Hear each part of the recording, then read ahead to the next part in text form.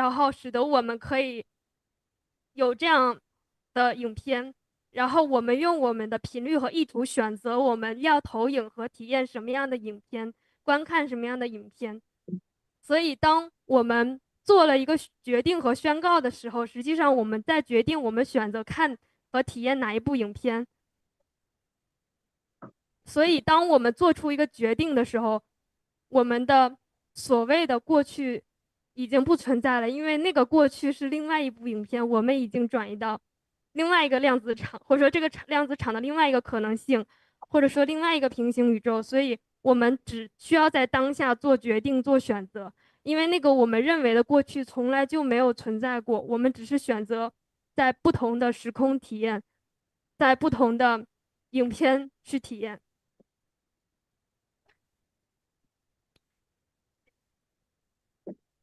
So, Ma, actually, I have more understanding I want to share. I understand that us as a quantum field, still it's like a projector that can show various films. We actually choose a film using our frequency and intention. So I remember Swamiji mentioned about Nada and Bindu. I think it's the combination of Nada and Bindu, as I understand it, is a union of feminine and masculine energy. And when we make a decision and declare, we're choosing which film to watch. So at the moment of decision, the past ceases to exist. And we have moved to another field, or I can say to a parallel universe. So what we perceive as a past does not exist.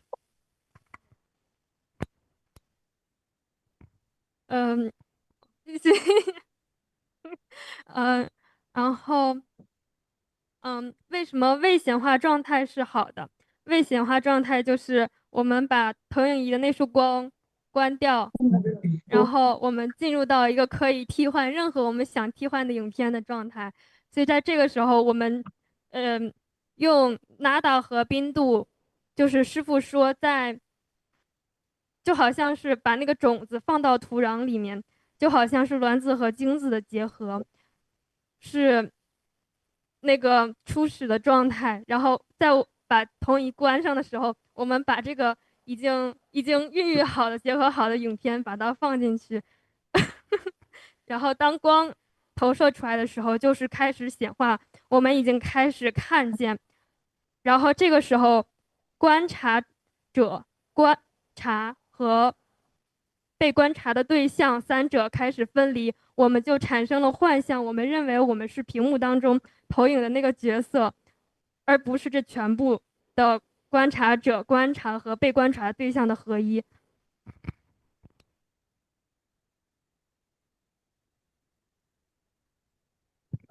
Okay, now I'm curious to hear because what it's is it? really, really deep. Please translate it the same expression and excitement. Ma, I would recommend her to repeat everything line by line so I can translate for her, like, sentence by sentence, because it's too deep understanding. I did not follow. I did not really. I'm not successfully follow. Okay, sure. Go ahead. I'm not successfully. Go ahead. 我刚才说的什么来着？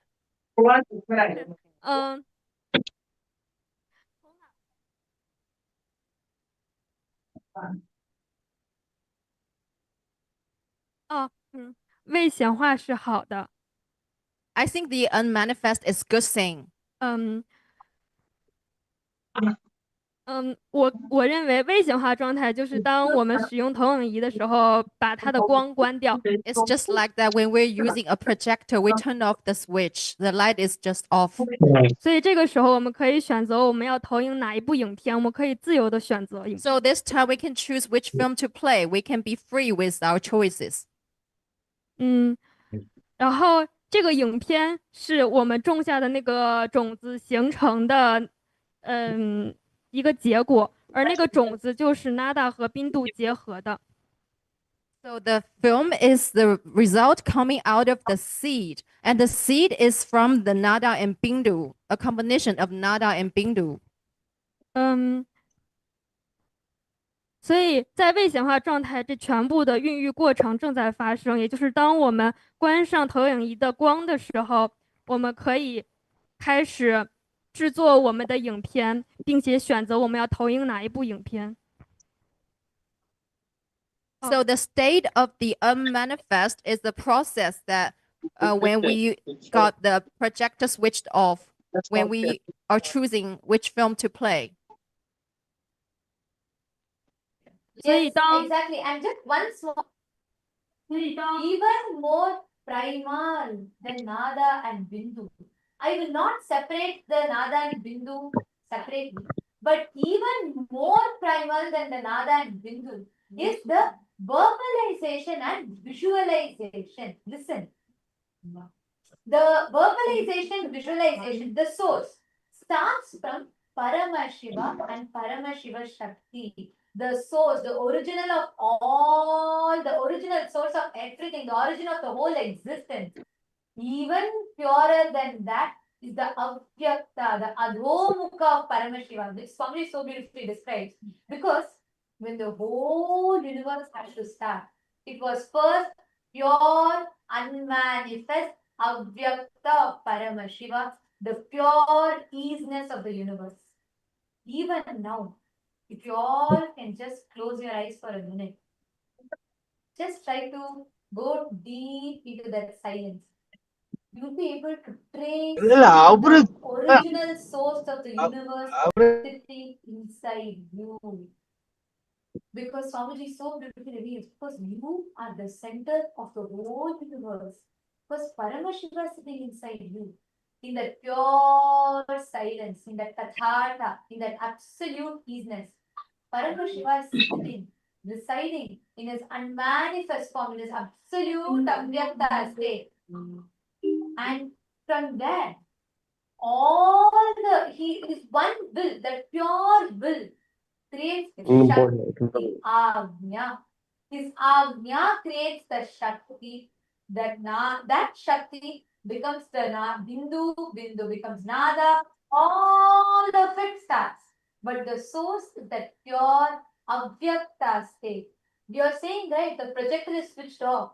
Not even when Nada and Bindu is there. Because in verbalization and visualization, there is still certain verbalization and visualization. The space where the projector is completely switched off, you have the absolute freedom. I will say, it's like where you can write the source code software. That is in the Avyakta state, which is why whenever you fall asleep, you have the power to consciously reprogram your system. Whenever you fall asleep, for all the audience that are watching us live right now, all the e-citizens, many of you that have joined here with us, Ma Daniel Haran, Nithyananda, Ma Hemavati, Ma Selvamani, and all the others. See, this is a very, very important truth that Swamiji is revealed. Today, all of you are going to be learning and understanding this truth. This science is accessible to you. Where, when you fall asleep, you're in that pure darkness, that absolute darkness where the whole consciousness is available to you like kind of a clay. You can sculpt, you can mold it the way you want. Because your Avyakta space is so powerful. In that Avyakta space, anything that you create space for, that's why whenever we sleep and we wake up, we feel so rejuvenated, we feel so fresh. Because the science for all of this is that.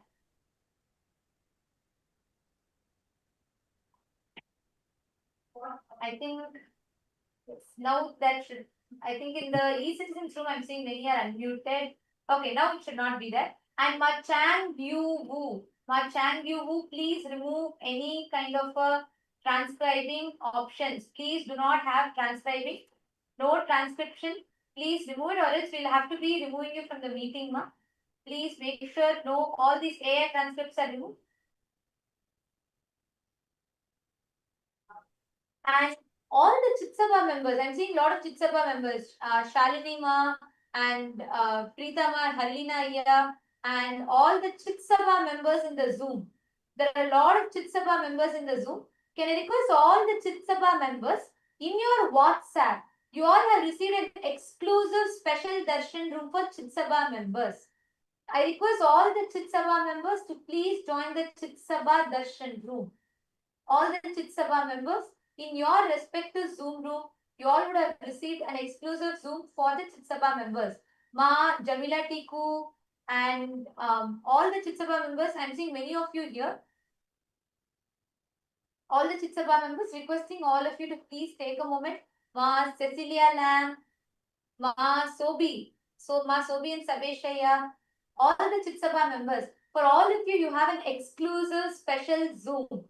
All the Rajya Sabha members, you have the Rajya Sabha Zoom. All the Chitsabha members, for Chitsabha members, you have a special Zoom. And I request you all to please join there for the program. The darshan, the special Naina Diksha will be given for all the Chitsabha members there. So requesting you all to please join that. Sorry, Ma'am Paramashakti, just give me 1 minute. I just want to announce. Wait here. I want to finish my conversation. Wait here. All the Chitsabha members, can I request all of you to please confirm? All Chitsabha members, please join the Zoom. For all the Chitsabha members we have. Ma Nyanesha, you're asking, do we need to prepare anything like ghee or anything for the process? No, because this process is nothing for us to do. You just need to relax. Because Swamiji is going to give you enlightenment suddenly. Not with your plan, not with your plan, thought through way. He is going to be suddenly giving you the enlightenment experience. So you just relax. Actually, just the other day, we had a very beautiful and a very interesting process and initiation from Swamiji.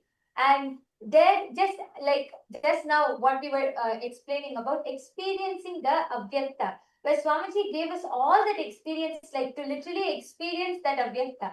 And yes, that was just what Ma'am Paramashakti was sharing.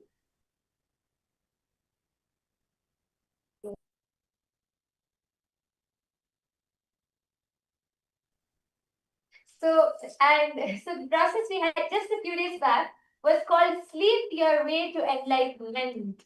So Swamiji is so beautifully for all the Paramashiva Sena participants, all the Rajya Sabha members and the Chitsabha members, we all, for all of us, Swamiji gave us a very special initiation called Sleep Your Way to Enlightenment, where Swamiji explained Swamiji revealed so many deeper truths, deeper secrets about enlightenment, and that is where Swamiji revealed all of the Avyakta, that whole unmanifest form.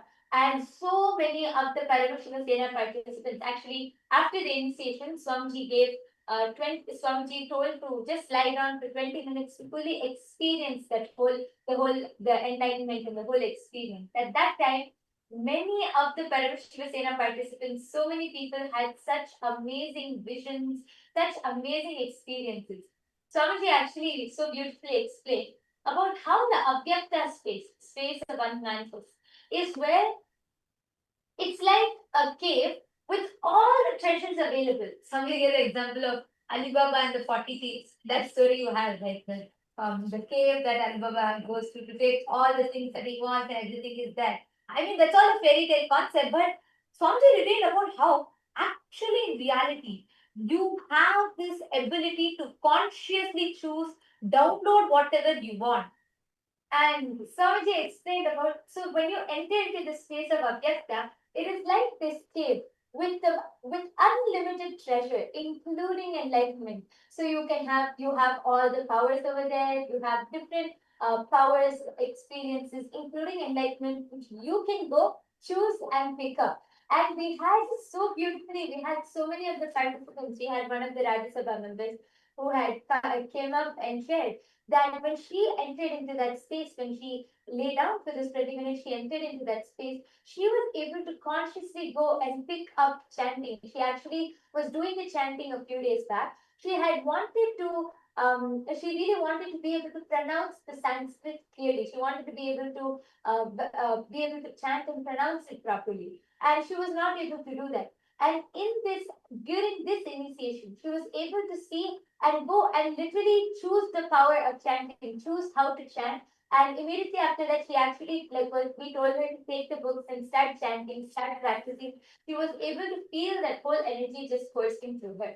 So, like this, we had many of the participants who had come up and shared. And Swamiji had revealed many more deeper truths and revelations about this whole, the whole space of Avyakta. And last many days, Swamiji has been giving us so many initiations on sudden enlightenment. Today, we are going to all be experiencing sudden enlightenment guaranteed. And Swamiji, of course, Swamiji's compassion, Swamiji has opened it up for all, for anyone and everyone to come and be a part of this, to come and experience this. And also, actually, there's one small updated announcement for the Chitsava members. We have sent you all another Zoom link because many of you have gathered in this Zoom. We request all the Chitsava members to please check your WhatsApp. You all would have received an updated Zoom link.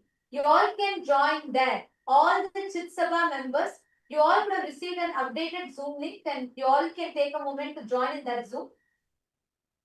We have sent you all an updated Zoom link. We request you all to please join that. Yes, requesting all the Chitsabha members to please join that. Please check your WhatsApp. You all should have received an updated Zoom link.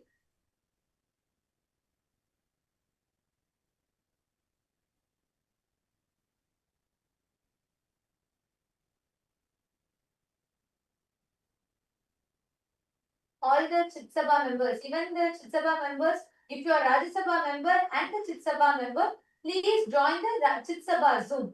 All the Chitsabha members can join. Even if you are a Rajya Sabha and Chitsabha member, you all can join this Zoom. And here is where all of you will be receiving the darshan. Ma, Sharmila, Nishala, could you all please also help inform other Chitsabha members who are not here yet? Please could you call all of them. The darshan is going to be starting in just a few moments. So let's all get ready. And today is going to be a powerful initiation, a very, very powerful initiation. So you all can let's get ready to receive the darshan. And yes, Ma Paramashakti, please go ahead now. You can continue. You were sharing about your clip. Please come forward. So I just want to take time to brief, update everyone so they all can understand and they can also be in sync. Go ahead, Ma. Come forward. You can continue sharing. Thank you, Ma.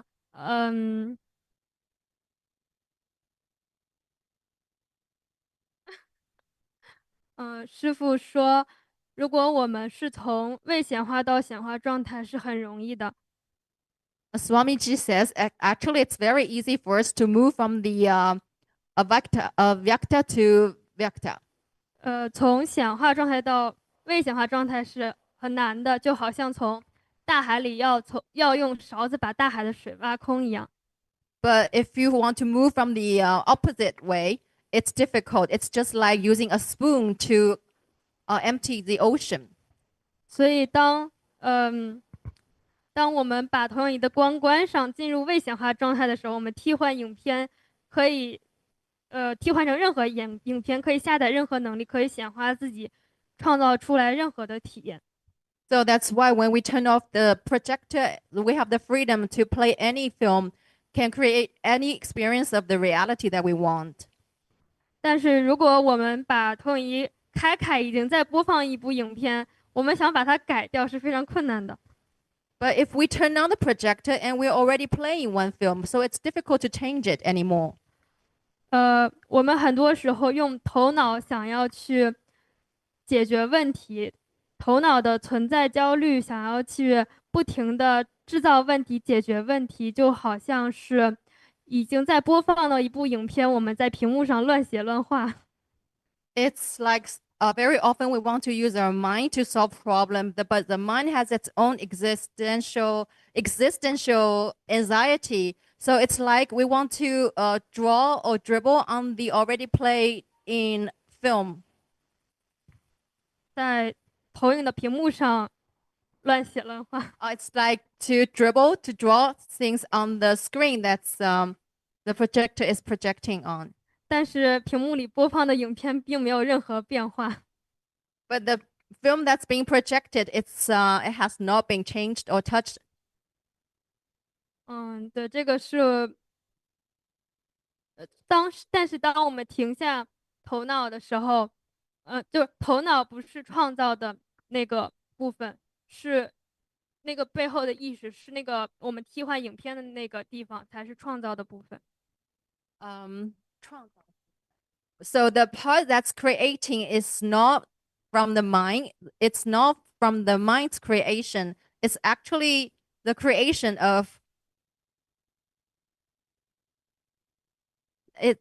our consciousness.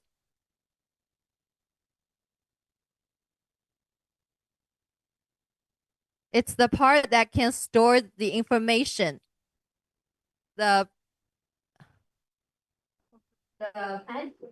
also Ma Paramashakti, Swamiji tells, see, since you're bringing this projector example, right?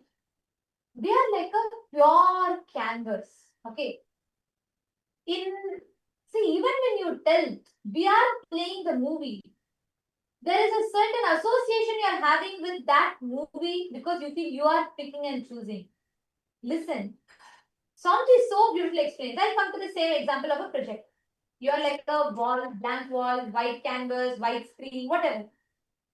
Let's say life is projecting a horror movie, a romantic movie, a rom-com, thriller movie, mystery, sentimental movie, and so many different things. But the crux is whether the movie is a horror movie or a rom-com, or whether it is a thriller movie or a sad movie, or whether the movie is super hit, earned 1,000 crore in the box office, or whether it is a flop. In all of these ups and downs, though all of it happens on the theater screen, the screen itself is absolutely unaffected. That screen is your focal point. It exists. The only feeling that is there is it exists. But the focal point that you have is absolutely untouched, undisturbed by all the tsunamis, earthquakes, whatnot that you create in the external world. All the dramas, all the fights, and all the anxieties, everything that we create in the external world is absolutely like it. Our inner space is unscathed by any of it. It does not influence. It cannot be. And that is why Swamiji tells, when you bring your awareness, actually, when Swamiji was reading this, I was thinking, every revelation from the last year or so, Swamiji has been preparing us to receive this truth. Because Swamiji told about seeking the source of the first person. Then Swamiji first revealed about first person, second person, third person. Then Swamiji revealed about seeking the source of the first person. Then Swamiji revealed about how that pure questioning, constantly trying to see who's that I in you. From there, Swamiji spoke about the Navatattvas, all the different things that happen in the cosmos. Then from there, Swamiji mapped it to the cosmos manifesting in you, the Brahmanda manifesting itself in the Pindanda. And from there, Swamiji led us all to this ultimate initiation, giving us the experience of how that I in us, that focal point is Paramashiva, eternal, pure, unchanging, sitting in its blissful state. So when you say the example of moving, Mama, even that there is a certain association you're making. You're thinking the movie is being projected on us. No. Right now, your past, your present, your future, creation, destruction, sustenance, rejuvenation, pulling out of delusion, depression, all of it is happening now in you. Though all of this are happening, your original state as Paramashiva is absolutely untouched. You understand?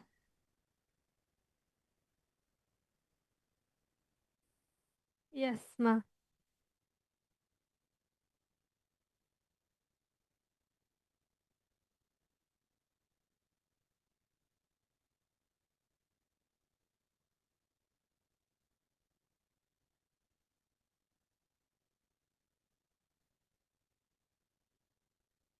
No sounds, Ma.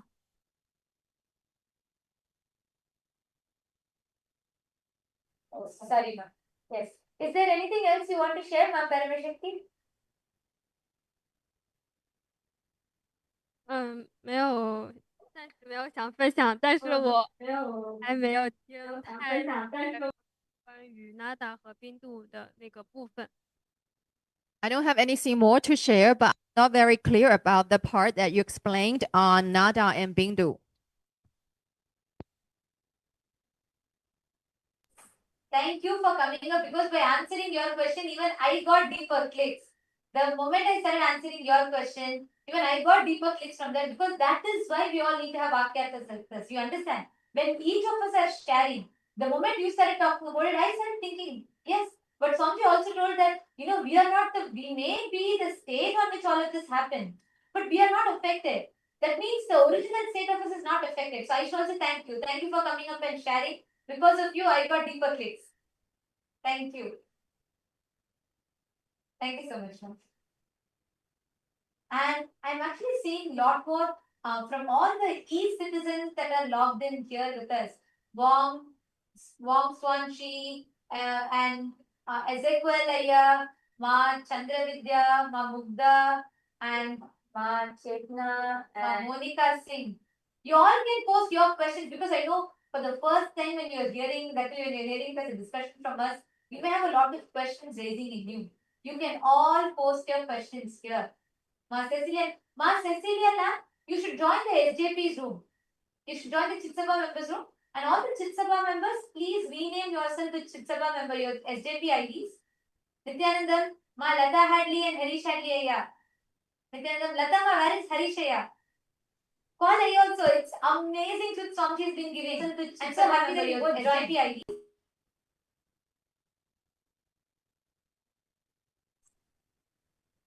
And yes, I'm seeing so many messages coming in the room, the C-Citizens room.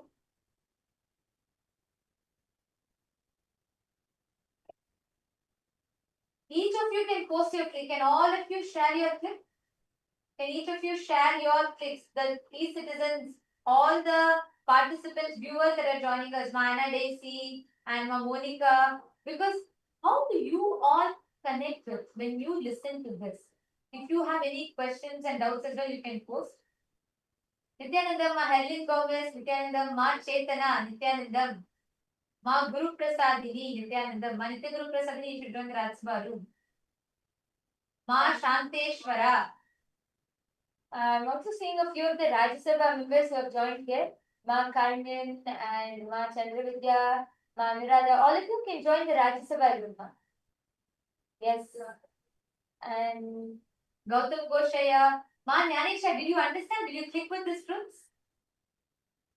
There are so many of you joining here. Ma Andrew Gulson and Ma Lee Chen Lee Ayya Nithyanandam. Guru Sharana Kata Shakti Nithyanandam. We have Pal Thakaraya Nithyanandam. We have Ma Anastasia Nithyanandam, Ma Wendy, Ma Karina Wang. I'm seeing many more people here. Nithyanandam to all the e-citizens. I request if each of you can also post in the chat as you are listening to all these sharings from the Paramashiva Sena participants, and as you are listening to all of these truths, what is clicking with you? What are your powerful cognitions?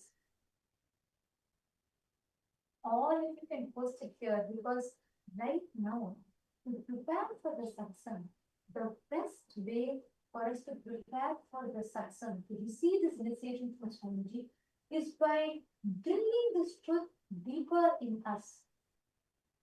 By understanding and drilling this truth deeper and deeper in us. So this is going to be a very important discussion.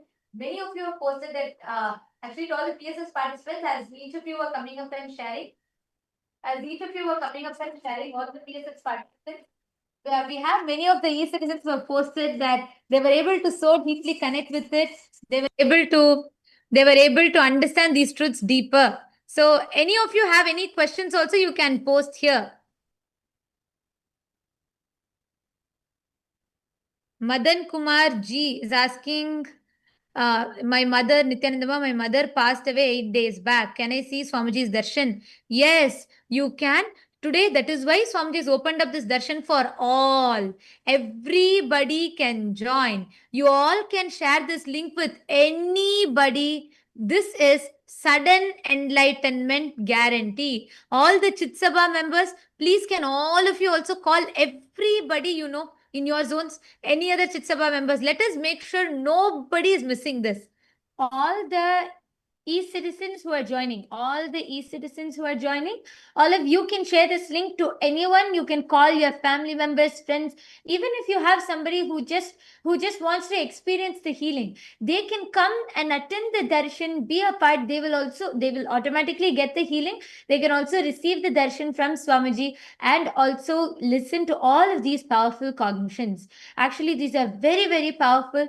So reach out to all your family members, friends, and invite anyone and everyone can come. So Madanaya, don't worry, definitely you'll experience the healing and healing through Swamiji's darshan. And now it is time for all of us to get ready to receive the darshan.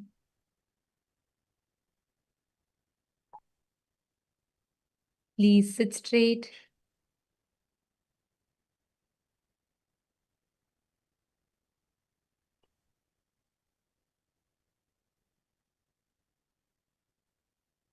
Please close your eyes. Let us all prepare ourselves to receive sudden enlightenment. The enlightenment, ultimate enlightenment, sudden enlightenment guaranteed. Please close your eyes, settle down.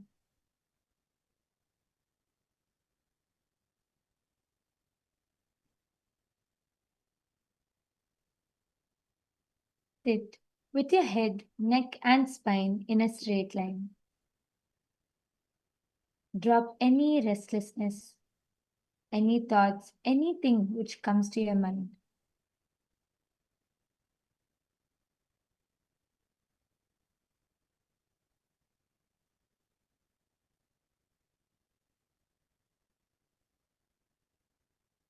Prepare your mind and your inner space to receive the darshan,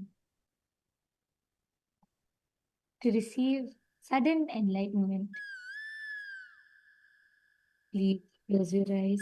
I request all the members, please make sure, just a few more announcements. Please, can I request everybody to be on camera? Anybody not on camera, we might have to be removing you all from the Zoom due to security reasons. So please be on camera at all times during the darshan.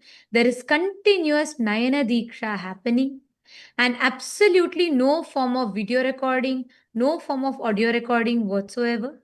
Any violation of the security protocols will be leaving us with no option but to remove you from the meeting. So please make sure all of you are continuously on camera throughout.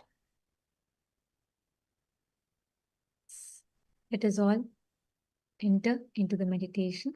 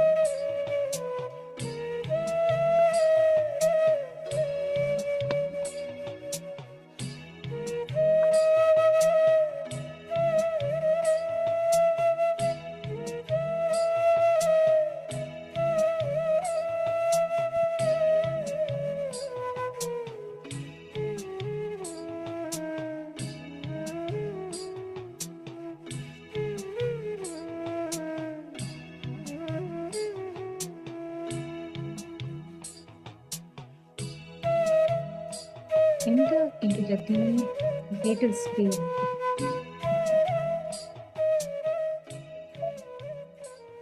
Enlightenment itself is given to you.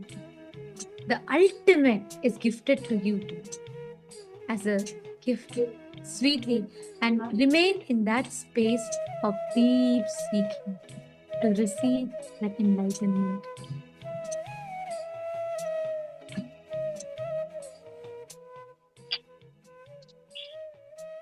Continue to remain seated in this space. And as we are all in the meditation, just an important announcement. All the Chit Sabha members, do not share this link to anybody. The Zoom is exclusively only for Chit Sabha members. All Rajya Sabha members can join the Rajya Sabha Zoom and the e-citizens in the respective Zooms. Anybody, any e-citizen or any Rajya Sabha member in Chit Sabha Zoom will have to be removing you all from the meeting. Please requesting each of you to join the respective Zooms.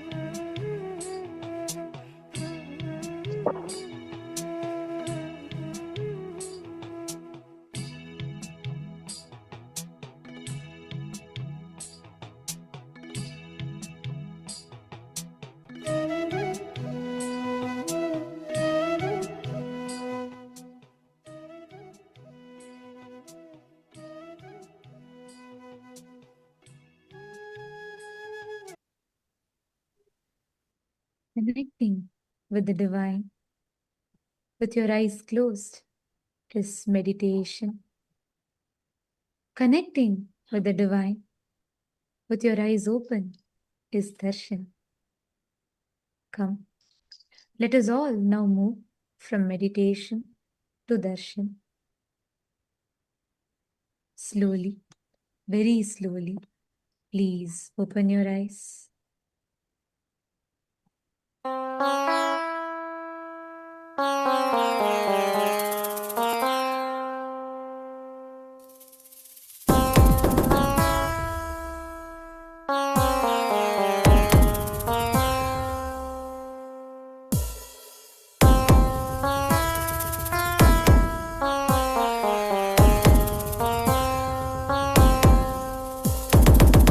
Shiva Shiva Shiva Shiva Shiva Shiva Shiva Shivane Pande Avadaritan Kailaya Nayaga Nadidu Matatil Saivataye Avan Punaramaitan Shiva Shiva Shiva Shiva Shiva Shiva Shiva Shiva Shivane Pande Avadaritan Kailaya Nayaga Nadidu Matatil Saivataye Avan Punaramaitan Nithyananda Nithyananda Nithyananda Nithyananda Nithyananda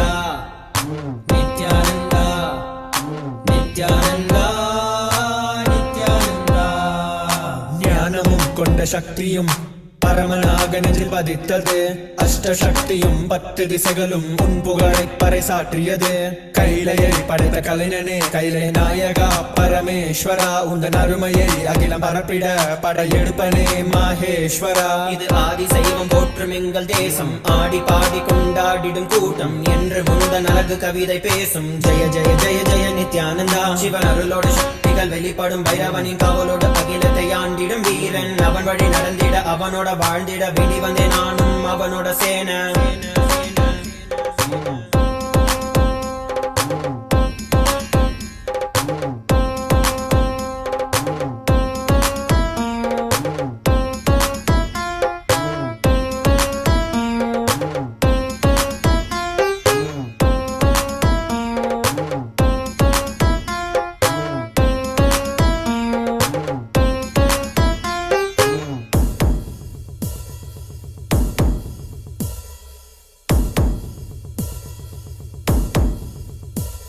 ஒரு பார்வையில் என் முக்கண் திறந்தாய், பரமசிவனாய் வாழ்ந்திட வைத்தாய். நானும் போற்றும் கடவுளே, இந்த கலியுகத்தில் என்னை காத்திடுவாய். பார்க்கடல் கடந்திட வந்த நஞ்சை தானே உண்ட நீலகண்டன் இவன் நாடும் பிரளயத்தை அடக்கியாண்டிட ஆதிசக்தியின் வடிவு கொண்டான். ஆதி சைவத்தை காத்திட வேண்டும், விஸ்வரூபம் எடுத்து நிவா. கோடி அடிகளை தாங்கிய பரம்பரை எழுதில் நாங்கள் வீழ்வோமா? மதுரையை ஆளும் அரசனாய் வந்த சொக்கனாய், ஆதி கைலையை அமைத்த நித்யனாய், சென்று கைலையை செய்த செங்கோல் தாங்கிய சங்கரா. நெஞ்சிலே உனன் குருவையும் உயிர் பக்தியும் கொண்ட தேவனே, இங்கு அஹிம்சையே உனன் வாழ்க்கையாய் வைத்து வாழ்ந்திடும் பரமணியடா. Jaya Jaya நித்யானந்தாய, Jaya Jaya Jaya Nithyananda. Jaya Jaya Jaya நித்யானந்தாய, Jaya Jaya Jaya Nithyananda. Jaya Jaya Jaya நித்யானந்தாய, Jaya Jaya Jaya Nithyananda. Jaya Jaya Jaya நித்யானந்தாய, Jaya Jaya Jaya Nithyananda.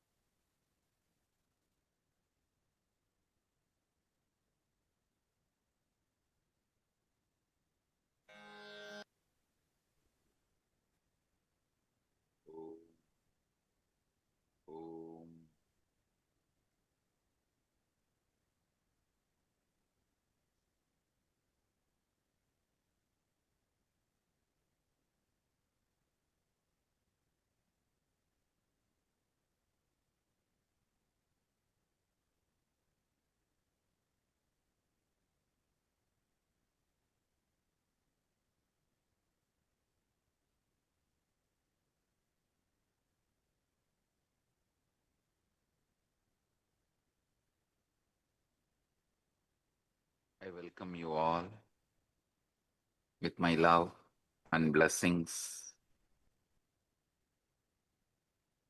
All the Recording in progress. Paramashiva Program 11 participants, all the Rajya Sabha members, all the KAILASA, all the e-citizens,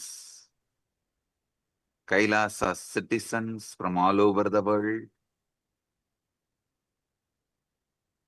I welcome all of you with my love and blessings.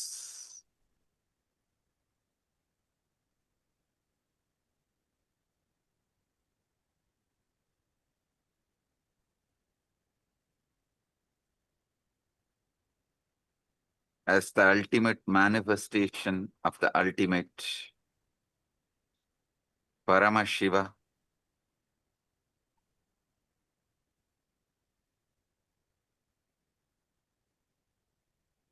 I bless you all with Paramadvaita. Paramadvaita Praptirastu.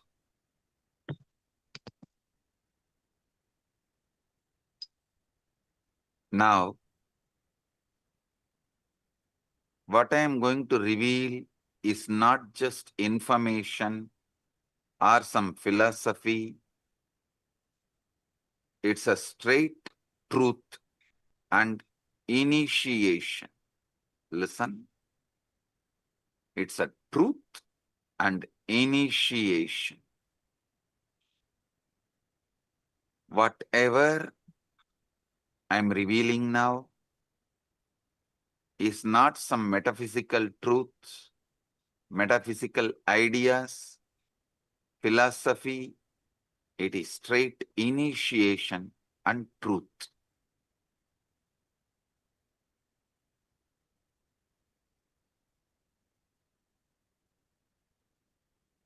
Look at your mind for a moment. That peculiar stream of thoughts flowing through your awareness right now.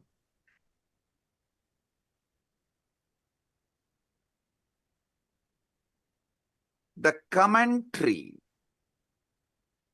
that never stops, that goes on judging you, judging others, judging everything.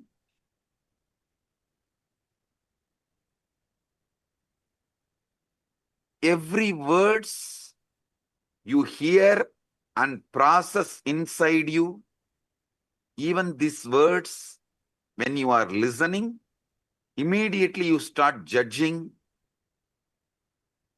Have you ever paused to wonder who is exactly talking all this in your head? Listen. Have you ever paused to wonder who is exactly doing all this talking in your head?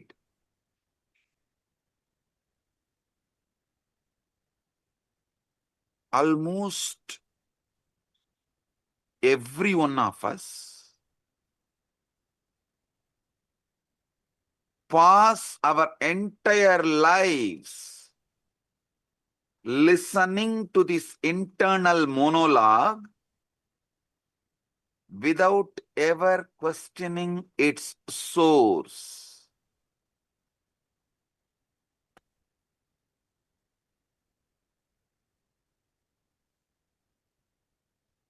We simply assume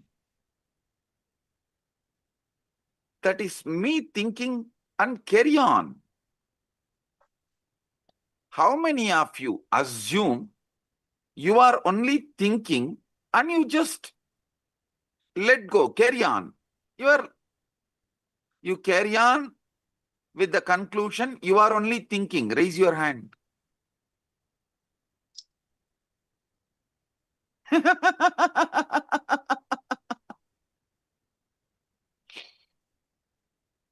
Come on. Is it really you? Are you creating these thoughts? Or are they simply arising in you like clouds swarming in the sky? Come on.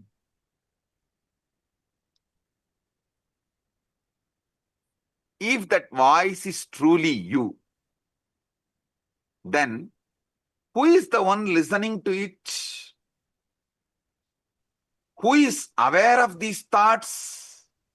If that voice is truly you, is it not that awareness is also you?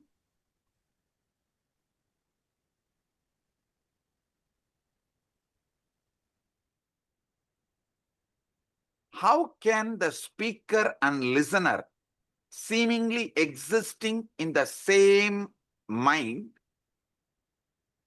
points to something quite extraordinary?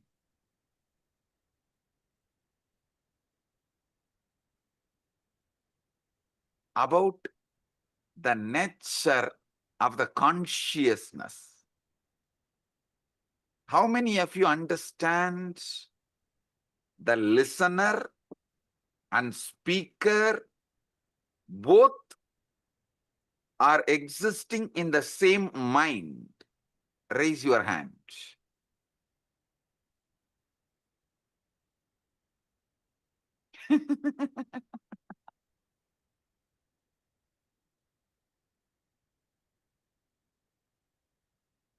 Now,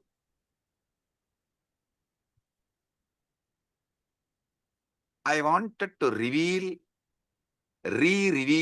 and explain something extraordinary. I spoke about it in 2005.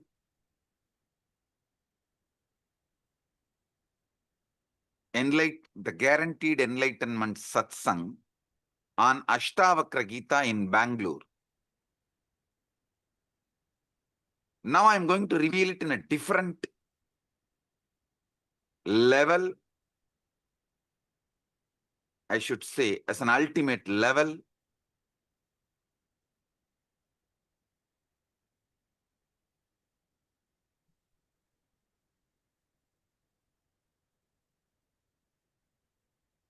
your thoughts,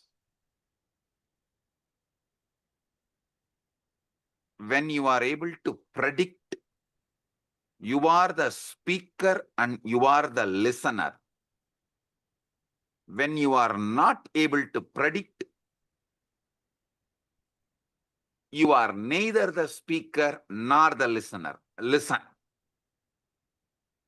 Only when you are able to coin the words, predict, you are the speaker and you are the listener. When you are not predicting, when you are not speaking, neither you are the speaker nor you are the listener. How many of you understand this?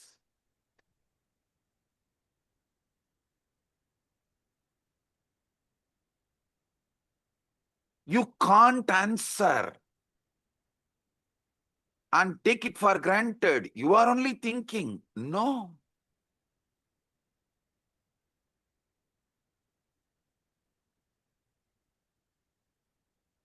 You can't dump the responsibility on someone else. I am not even thinking. I don't know what is going on inside. No.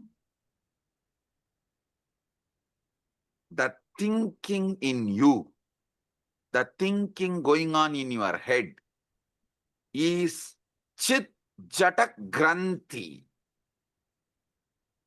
Means it is semi-automated, consciously semi-manipulated system. Listen. When it comes to heart beating, you can say it is beating on its own. Your involvement is practically nothing. But you can't say, you can't think, you can't say you can think as you want forever. How many of you are understanding this unpredictable nature of thought?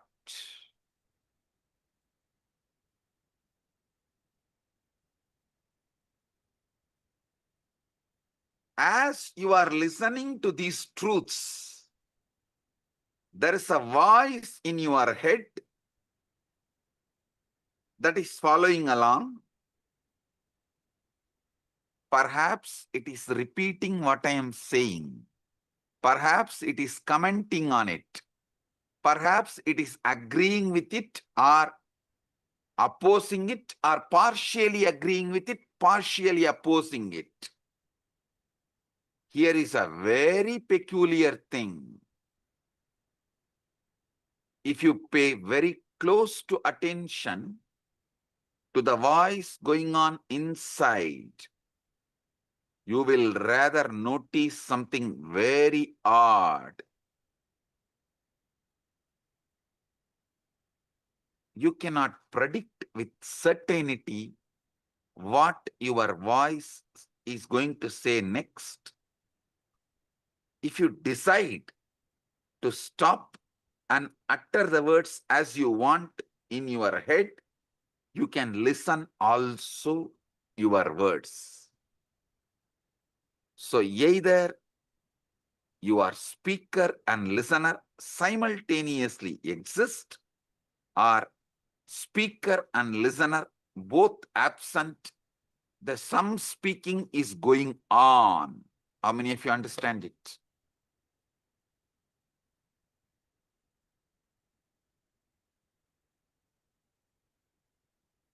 Owning up to all the words which goes on in auto mode is what I call guilt. Not owning up to the words you consciously generate, not owning up the responsibility for the words you consciously generate, is what I call delusion. Listen. Owning up to the words which automatically goes on in auto mode later on is guilt. Not owning up even to the words consciously you generate and listen is delusion, or trying to cover things under the carpet. How many of you are understanding this?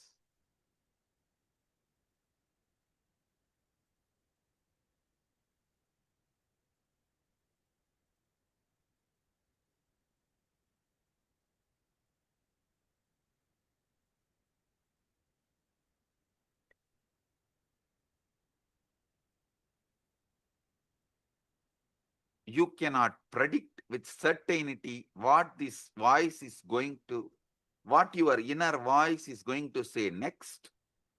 That doesn't mean you can't control it.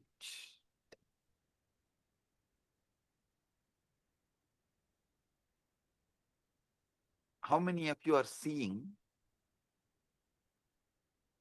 This is like a car, you can put it in autopilot and you can also drive. At some point you drive, at some point you put it in autopilot mode.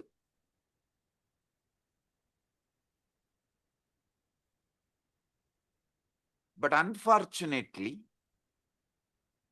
even what goes on in the autopilot mode, you take the responsibility, you feel responsible for it. Automatically you feel you are only talking. How many of you understand it?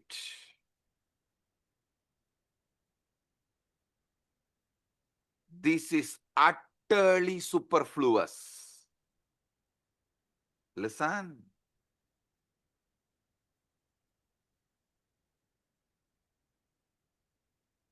Non-recognizing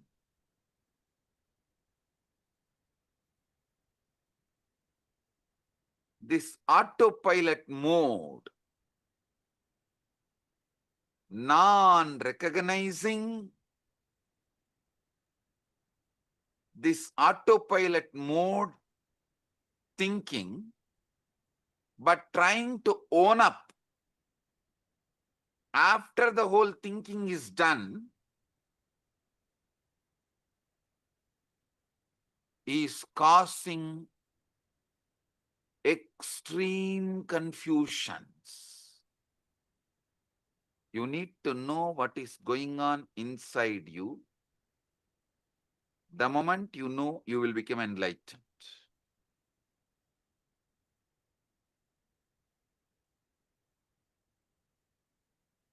Am I doing the thinking, or is thinking happening to me?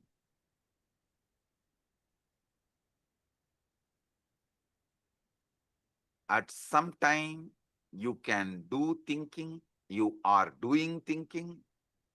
At some time, it is happening to you. How many of you understand this? Raise your hand. Now listen. Now listen. How many of you have this extraordinary assumption? Because these thoughts are occurring in your head, even when you are not thinking, you assume it is yours. Even in the autopilot mode, what goes on, you assume it is yours because it is happening in your head. How many of you assume? Raise your hand.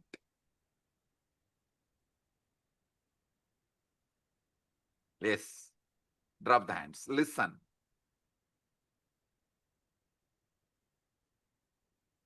When you truly look for the thinker, the one who supposedly initiates each thought, you find yourself in a very curious position. Weird position.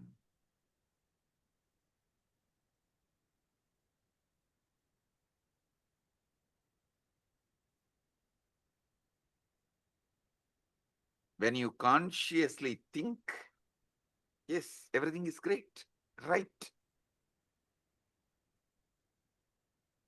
But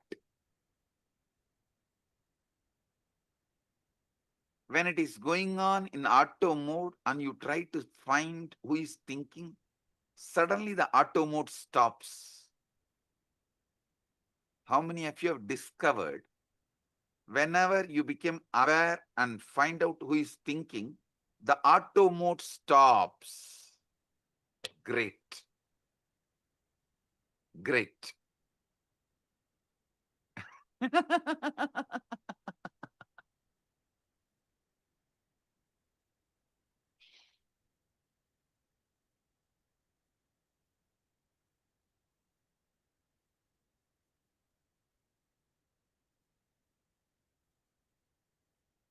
Listen, I'm going to introduce the third mode. One mode, the auto mode thinking goes on and you are not listening. One mode, consciously you are thinking and you are listening. There is one mode, thought currents are not consciously done by you. You are not consciously thinking, but you are listening. That is in that high emotion, anger. Thoughts just come. They are forced on you. You are only the listener, but not thinker. How many of you have experienced this state? Raise your hand. Listen. Clarity about these three liberates you. Listen. When you are thinking and listening, you have a conscious sovereignty over thinking process. When you are neither thinking, the thoughts are forced on you, it is going on, nor you are listening, but unfortunately you own it up because it goes on in your head. That is deluded, unconscious, or I should say, deluded part of you. The third one, where thoughts are not yours, it is forced, it just flows. You can't control, you can't design, you can't interfere, but you are listening. This is the dangerous mode, dangerous space. In this space, you execute the command of your deluded part. See, when you are neither talking nor listening, both are in auto mode, you only own it up as yours and feel guilty. That is not that dangerous. But when the words seep in from the delusion into your listening, but you can't control the words, that is the dangerous part of you. That is responsible for all sufferings.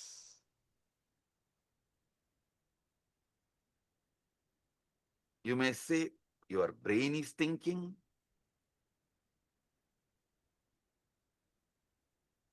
But you should know. Your heart beating, lungs breathing are completely out of your hands. At least not immediately. If you do specific acts, you can interfere even in that. If you run, you can alter your breathing, your pulse rate, all that is different. But normally, that is why you don't say, I am beating my heart or I am breathing my lungs. No.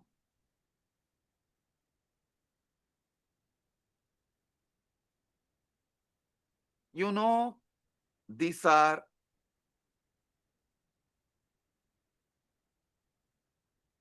the processes happening in you largely autonomously. But even the autonomously when the thinking is happening autonomously, you own up,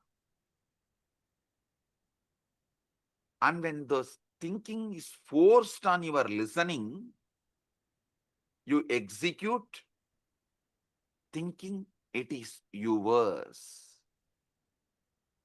How many of you understand?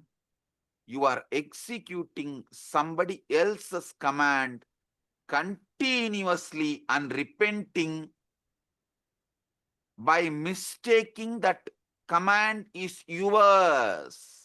Raise your hand. Now, this is very important understanding you need to have.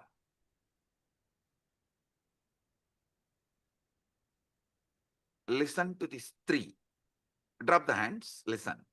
One side, consciously you speak, consciously you listen. That is a chit part of you, conscious part of you. We will come to that later. It can be handled easily. Second, the jata part. Neither thinking is you are aware of it, the thinking, nor you are listening to it. Thinker, listener, both are absent. It goes on autonomously.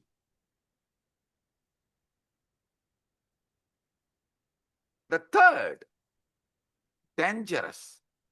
From that autonomous thinking zone, the thinking enters into your consciousness. Listening happens consciously, but thinking is not under your control. But you take that as your thinking and start executing. This is what is the third part, Chit Jatak Granthi part. How many of you understand? This Chit Jatak Granthi part is responsible for all mess in your life.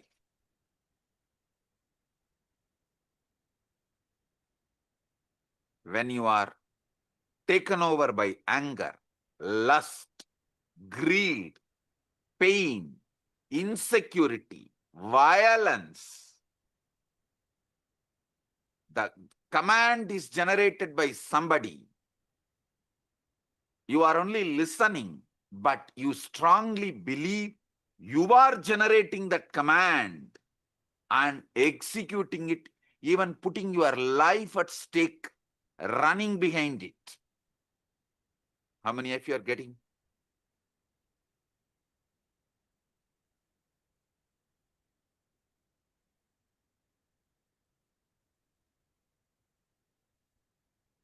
Drop the hands. The inner voice, you are only able to listen, but does not have power over. Is not you, which you are not able to think.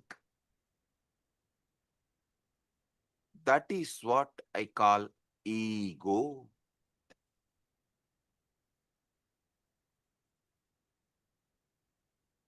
Devil commanding and making you execute. unfortunately, you own up the devil. You feel the devil is advising you for good. You even have justifications.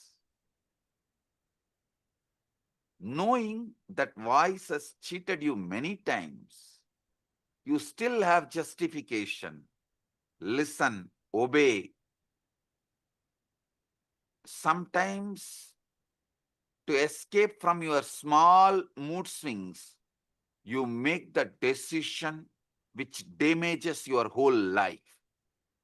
To escape from a small pain, you make the decisions which damage your whole life. How many of you understand this?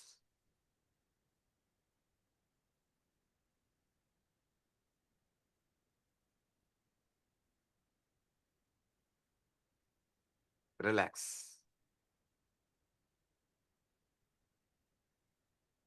Now, understand this three component. Chit. You are talking, you are listening. Jata. Neither you are talking nor you are listening. Autonomous. Both autonomous. Chit Jata Granthi. Talking is by somebody else. You can't control it. You can't even alter. You can't censor. You can't edit. You can't put a word extra. You can't reduce a word. It is like forced on you. You are only listening. Just because you are listening it, inside your head, the listener assumes you are the generator of that thinking.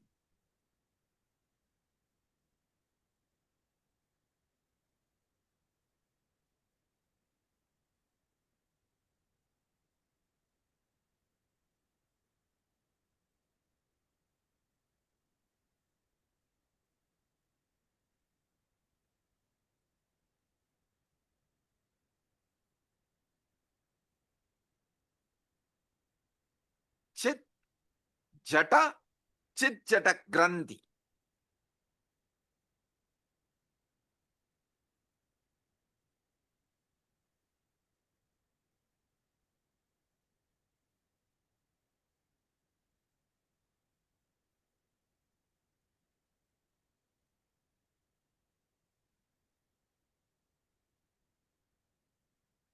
This Chit Jata Granthi, your ego, your delusion,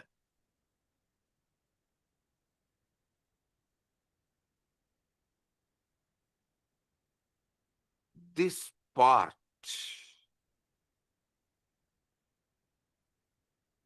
becomes more and more dangerous, destructive, when you allow more of your life getting occupied by somebody generating the command you don't know, you don't have a control over, but just because you are listening, you are owning it up and feeling it is your command and executing. This component is responsible for all those criminals who are sitting in jails. Nobody is interested in going to jail. Nobody is interested in doing something wrong.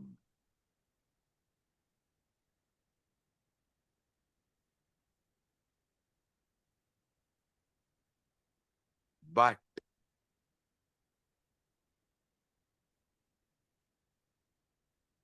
the command is generated by somebody, but because constantly you are listening, you own it up and get into the delusion. You are only talking, it must be your voice, and you start executing. Listen. Don't think.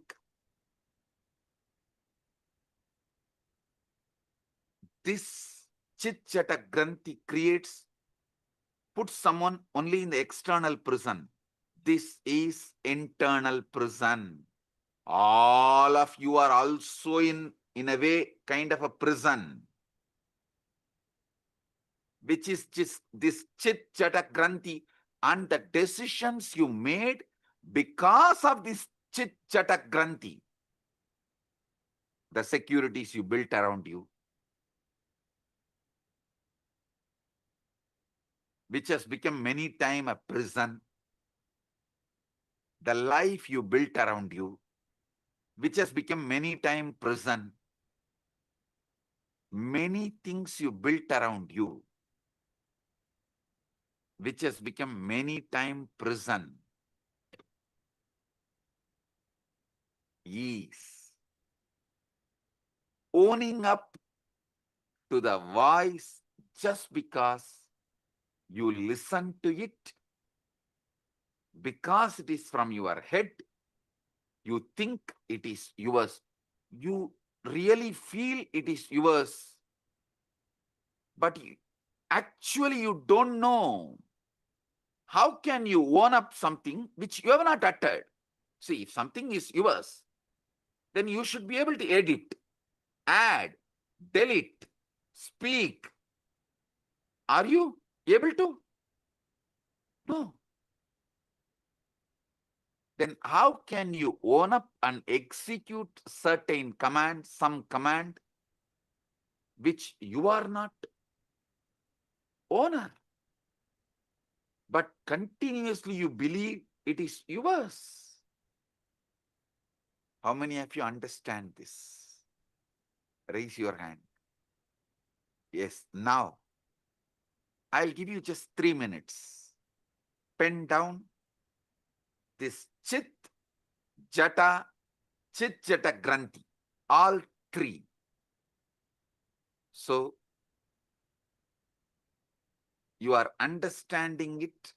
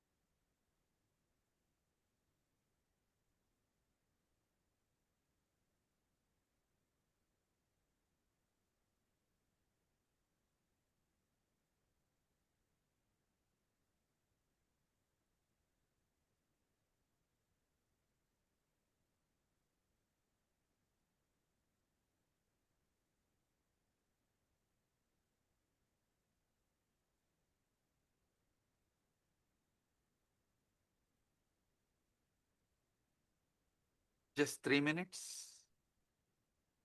Pen down. Because I am interested in you, understanding you. This knowledge will enlighten you.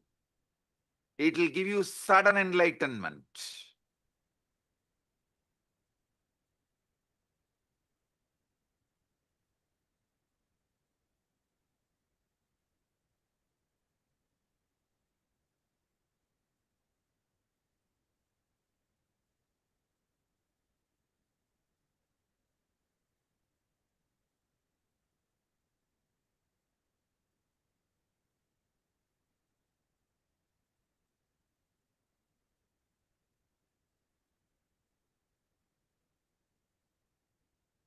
Now listen.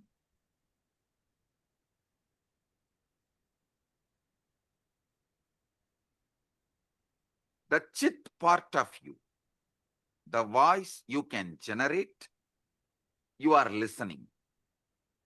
That part of you is called buddhi. The voice neither you generate nor you listen. That part of you is called chitta. The part you don't generate the command because you listen. You assume it is yours and you obey. This part is called ego, ahankara. This voice of ego, listen, this is actually the 90% of your life. 90% of your life is dominated by this third component. How many of you understand that? 90% of you is dominated by this third component. Drop the hands. Listen. This voice has been shaped by everything you have ever experienced. Your parents, your education, your books, all the books you read, the conversations you have had, the very culture in which you have grown up. When this voice speaks of I, of me, of myself, what is it really referring to? See, when the Chit-Chatakrandi, the ego, when this voice is delivering command, it uses the word I, of me, of myself. What is it really referring to? I tell you one small example. It is the politician talking, I am making this decision for all of us. Please, all of you, execute. Do you have a say in the decision?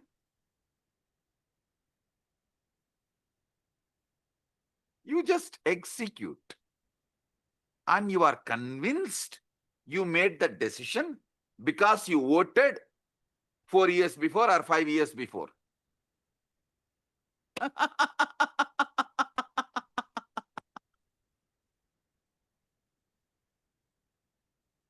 Democracy is okay for the nation. I don't want to say yes or no, good or bad and all that. Okay, that is the way it is.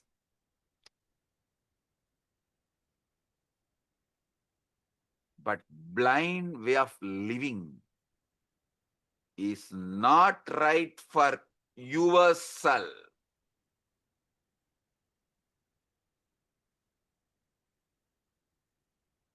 When the voice, your ego speaks of I, of me, myself, what is it really referring to? Is it referring to the true you or merely a character it has been rehearsing all your life?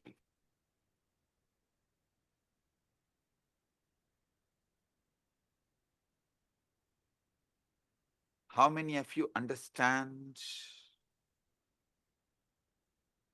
From the moment we learn language, we are taught a most peculiar game. We are given a name and told, you are this. You are Ram or Suresh. I always refer these names because in India, if you scream Ram, 1/3 of the country will turn and see you. If you just shout Ram, 1/3 of the country will turn and see you. In Tamil Nadu, if you scream Muruga, 1/3 of the Tamil Nadu will turn and see you. In Tiruvannamalai, if you call Arunachalam, 1/3 of Tiruvannamalai will turn and call you, see you.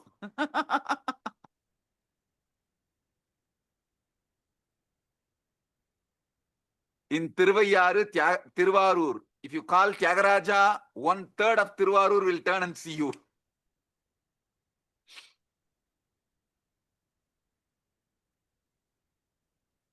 Listen, this peculiar game of name, as if this collection of sensations, feelings, experiences, all is a one continuity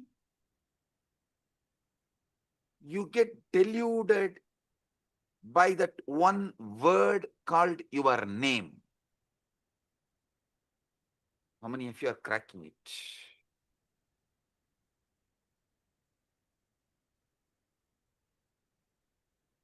Because you believe in your name, and that name gives you the false idea of continuity, and because you believe in that false continuity,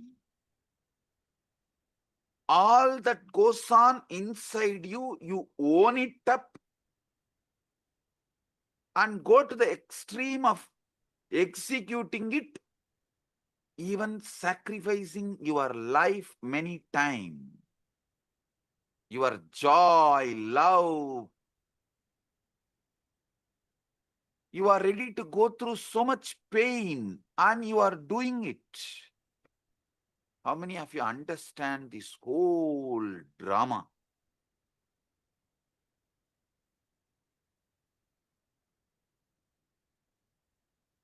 Gradually, through the years, you build up a story. I was born on such and such a date. These parents to these parents in this place. The voice in your head becomes the narrator of the story, constantly upgrading your biography, constantly telling you who you are. On and on it goes, weaving this fictional character. You take it as yourself. How many of you understand? This is the way the development of the ego,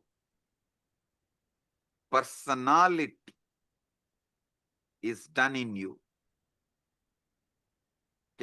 I give you a few more minutes, 1 or 2 minutes, just jot down how your personality, ego is created. Pen down.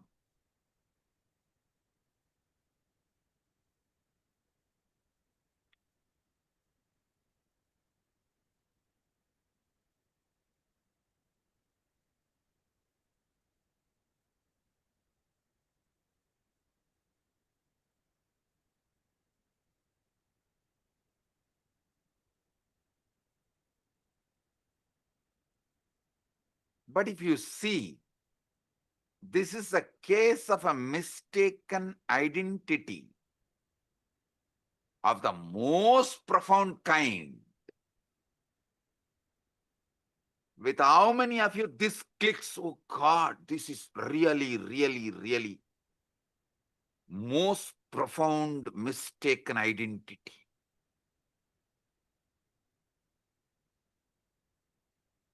All the things stuffed as no my contribution, and I go on be executing this order. I continuously execute the order, and literally I have no role in generating the command. How many of you understand it? And these people want freedom.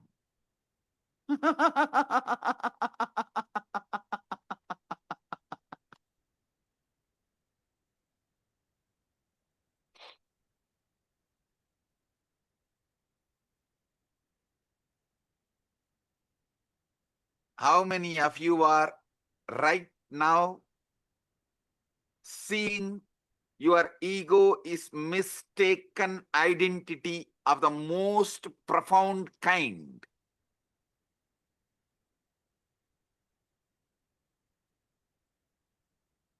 Drop the hands.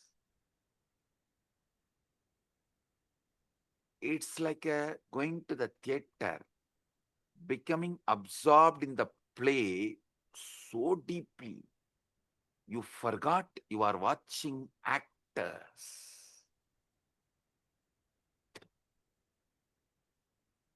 Actually, your case is worse than that because the play has been going on so long, your entire life, that you have utterly forgotten. It's a mistaken identity of the most profound kind is performing this whole thing.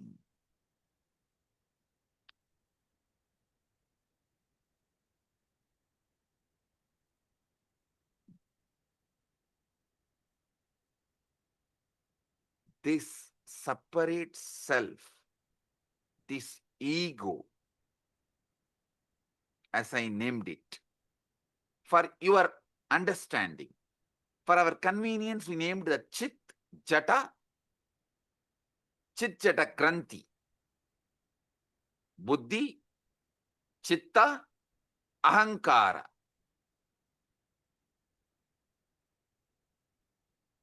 This separate self, this Ahamkara, ego,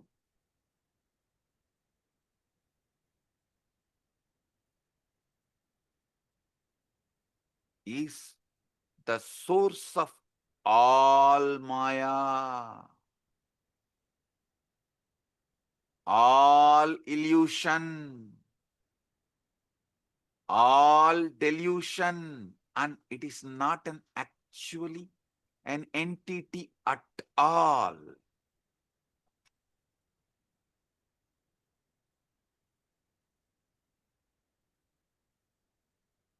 I enlightened all of you about your buddhi, your chitta, your ego, which is source of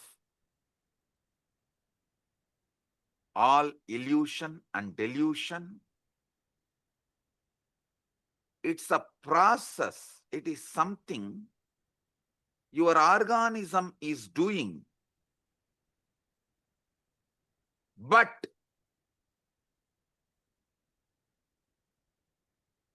not something your organism is.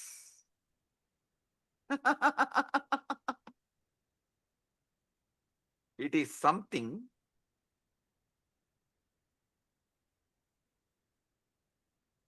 you believe your being is doing, but not what your being is.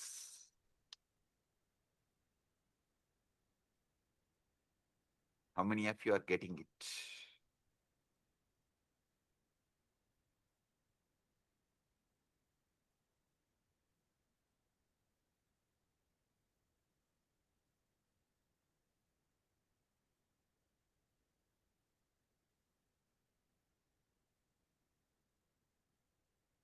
When you say, I think or I feel, what exactly is this I think or I that thinks and feels? If you try to point it, what can you point to? Your body? But your body is constantly changing. Once in every 7.5 years. That is why in Hindu tradition, in our horoscope, we kept it sunny for 7.5 years. Once in 7.5 years, your body completely changes. How many of you know that? Every cell is replaced.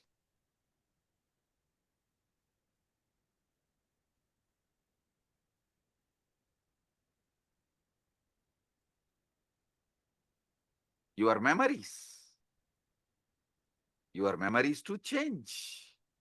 Some fade, some are embellished, some are entirely fabricated without even you realizing it.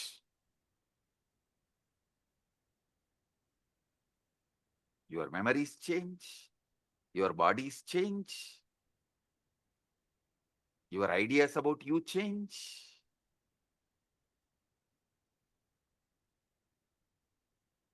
Your name gives you the delusion of continuity stops you experiencing eternity. The delusion of continuity stops you experiencing eternity. Note down this word. This is the most powerful cognition.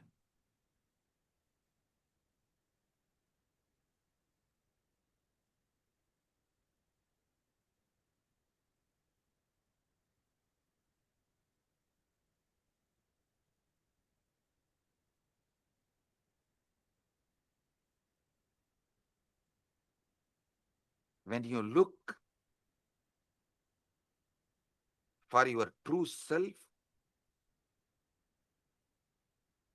it's like you trying to catch your own shadow. The closer you get, the more it recedes.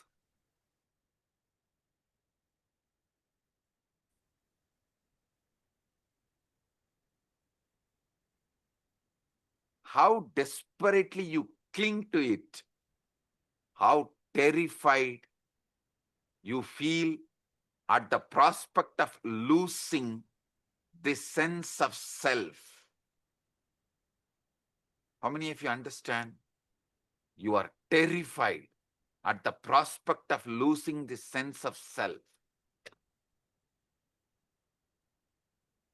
That is why you continue to cling to this delusion. That's a true pathology.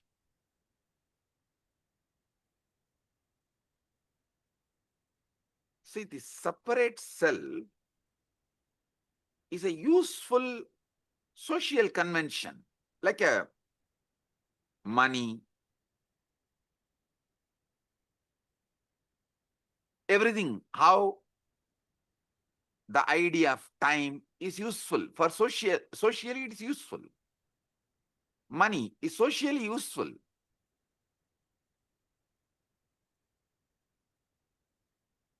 But not the truth.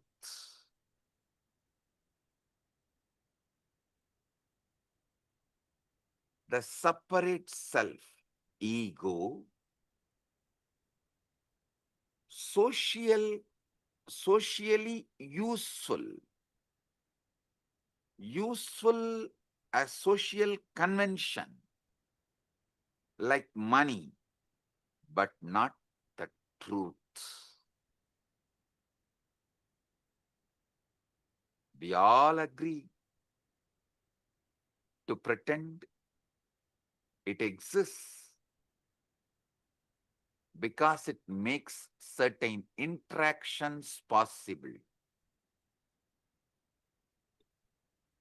But the trouble begins when we mistake this convenience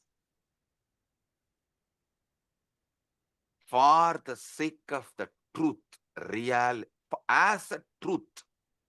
See, the real trouble begins when we mistake the convention for reality as the truth.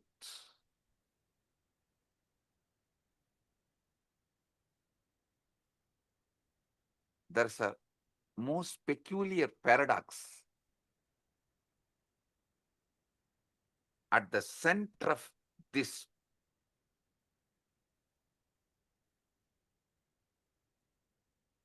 seeking the truth. Listen, I am actually decoding that 4 Mahavakya of Upanishads for all of you. Naham deham, koham soham. Later on I'll explain. This is the Mahavakya I am decoding step by step for all of you. The most peculiar paradox at the heart of this seeking the truth, when you attempt to observe the voice in your head, to watch your own thoughts as they raise. Who exactly is doing the watching? It seems there is an observer standing apart from the thoughts, doesn't it? Tell me. It seems like observer is standing. That is why you are able to seek, watch.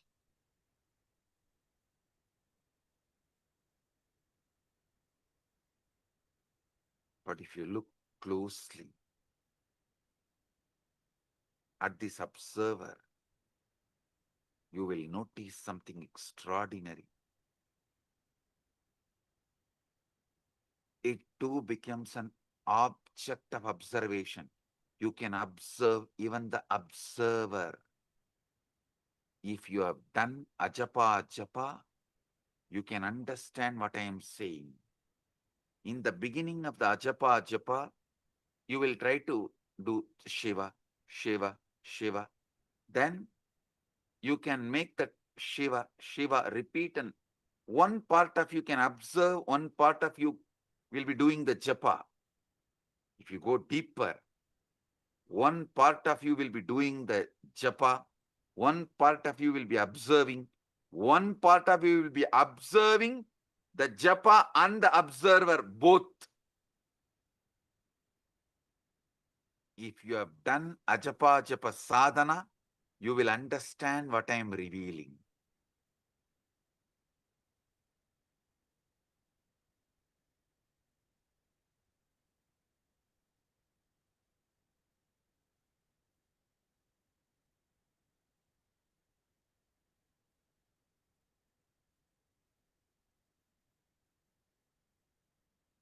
Even the observer becomes an object of observation.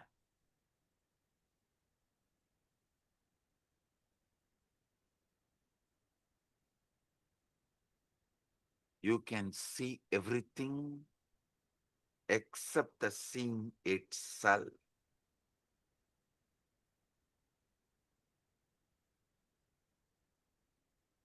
In Upanishads, we have a beautiful verse.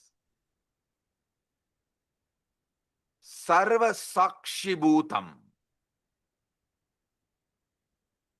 Gita again. This word, Sarva Sakshi Bhutam.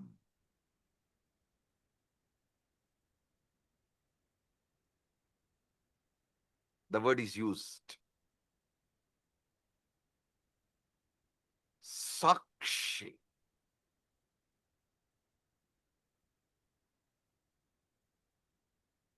Other than the seeing, you can see everything. This Sakshi Bhutam, this witnessing presence that is aware of everything, including your thoughts,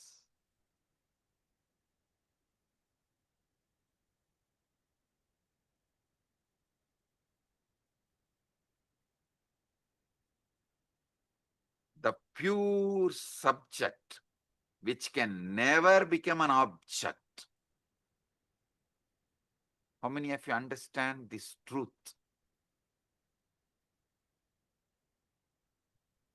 Sakshi, listen. This Sakshi, the pure witness, the pure awareness,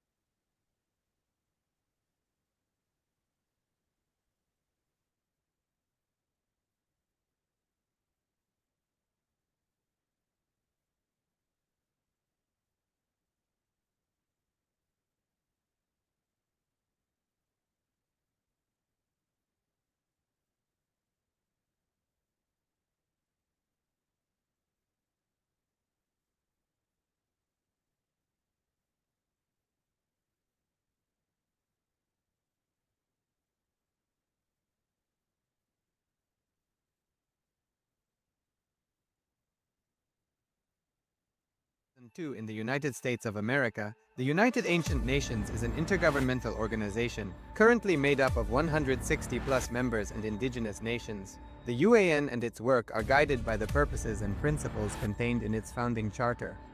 The UAN is a manifestation of the profound connection amongst indigenous peoples across the world, including African, Andean, American, European, Caribbean, Oceanic, and Asian regions, rooted in shared wisdom, sustainable practices, and deep reverence for the earth.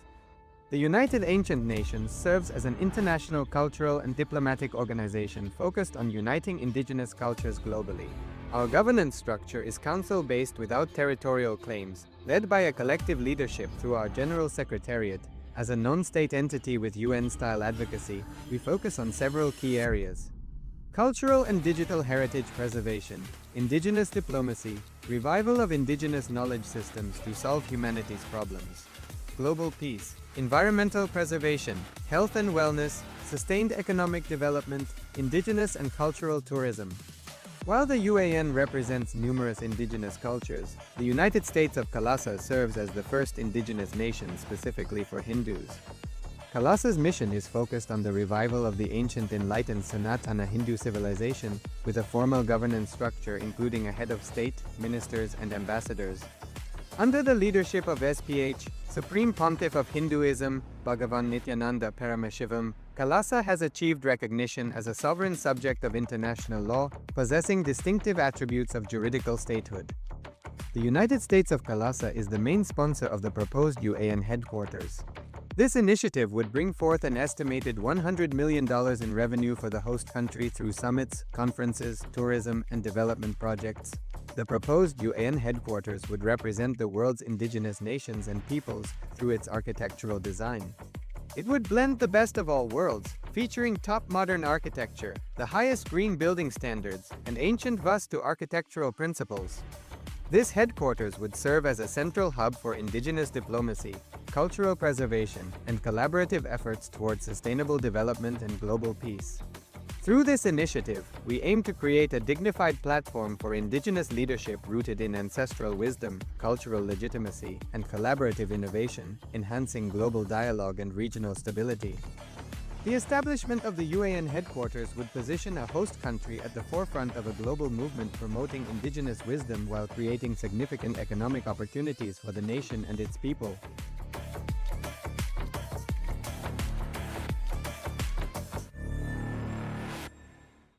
Across the turquoise waters of the Caribbean, a historic movement is Giving rising. a few minutes so all of you can type out your understanding. So each of you can type out what you have understood. And I remember Samji saying about this Deham, Naham, Koham, Soham. Samji tell in a satsang in 2022 about how just understanding this, that going to the sea, questioning who is that I? Who is the source of all the thinking? Yes, Divya has posted, I can only not observe the seeing itself. Exactly. And everything else, all the things that there is. Like such profound way, Swamiji deciphered how our human mind works, and he just so clearly put it out to us. When Swamiji was telling this, it was like, our mind always we think is such a chaos. So we cannot declutter it to see what exactly, dissect it to see this is a part, this is how it is, this is how it is. But so powerfully, in such simple language, Swamiji put it out very clearly for us. Right? Can I request all the viewers, all the Rajya Sabha members, Chit Sabha members, and the e-citizens, can I request all of you to take a moment to type it out? Because Swamiji revealed the three important components: the Chit, the Buddhi, and the Jata, the Chitta, and Chit Jata Granthi, Ahankara, ego. Such profound definition of Ahankara, every word. To give this, I can't even summarize the satsang, or I can't even give a gist, because every word Swamiji revealed is so powerful and so profound. And I'm still cognizing, understanding and trying to wrap my head around it, because in such simple words, Swamiji revealed one of the most amazing science, or one of the most peculiar questions that we all carry in our inner space. Ma Shivaika Surupani has posted, Swamiji mentioned a word in Upanishads, Sakshi Bhutam, this witnessing presence that is aware of everything, including your thoughts. Pure subject which can never become an object. Actually, Ma, see, not just becoming observant of your thoughts. Swamiji revealed something deeper. We already have a component, like right now, if you choose to, you can observe your thoughts. But what Swamiji is saying is that Sakshi Bhutam is that pure witness, observing even the observer who's observing your thoughts. That is a lot more deeper, you understand? Ma Shivaika Sarupini. Because Swamiji revealed like so beautifully, right? There is, right now, if we close our eyes, we know the part of us that's thinking. We can observe the thoughts. Like right now, I can observe what is running in me. But Swamiji revealed that Sakshi Bhutam is that pure witness being able to observe even the observer that is observing the thoughts. Means if you go a little deeper, not just you're able to observe the thoughts, you'll suddenly start observing that there's a part of you observing the thoughts. There is an observer observing your thoughts. Sri Divya has posted, what a clear and simple organization of the truth we are experiencing and being subject to. Absolutely, yes, I today, this satsang, I was so deeply able to connect to it, like so clearly, because the chaos that happens in our head, we just cannot understand it. Like Samji told, even when it is happening in Jata, like we assume the responsibility for it. Like it is though both the speaking, the thinking and the listening is happening in autopilot mode. But we assume the responsibility for it and we feel guilty about it. That is also not okay, but one level it's okay. But beyond that, when this leaks into the listener, means the thinking happens in the autopilot mode. From that autopilot mode, it leaks into your listening and we start executing it. We start acting upon it, making decisions upon it. That ahankara, that was so profound. Like the way Swamiji dissected all the three, the Chit, the Jata, and the Chit Jata Granthi. And also Swamiji told one powerful cognition from the whole satsang. What is that? Who can, all of you can post. Swamiji said, this is the most important truth. This is the powerful cognition. Can you all type it out?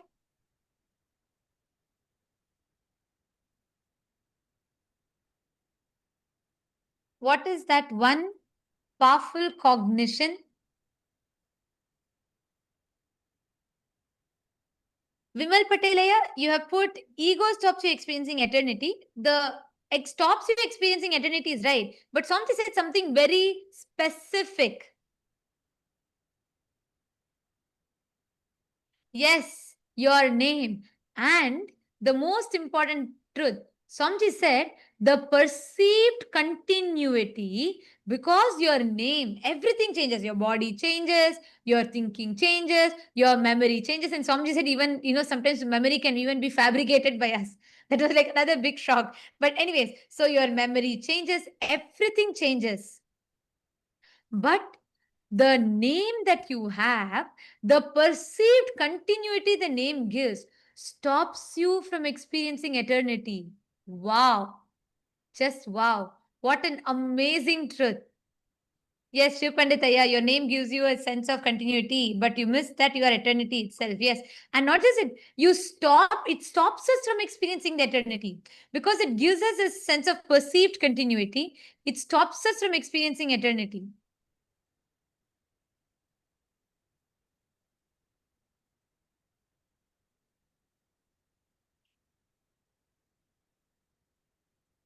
Yes, I request all of you to post, continue to post. The satsang is going to be continuing right now. Let us take a few minutes to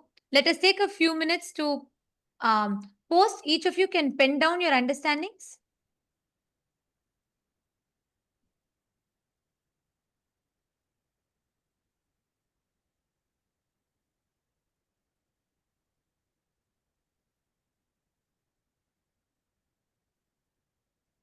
I'm seeing so many of you have posted. So many of you are posting your clicks.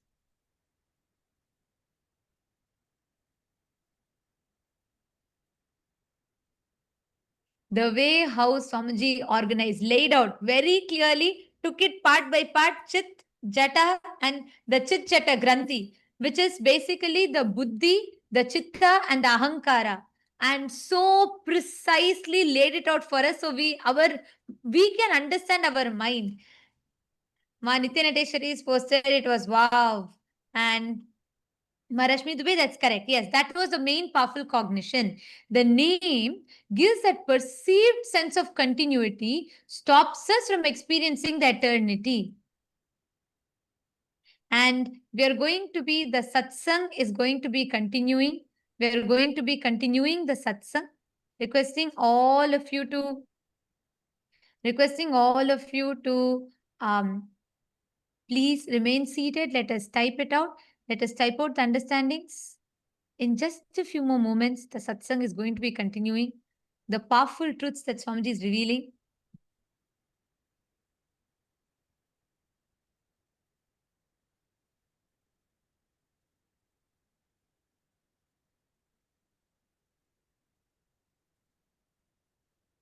And all the viewers, all those that are watching us on YouTube, and all the citizens, e-citizens that are logged in here, can all of you also post what all each of you are understanding?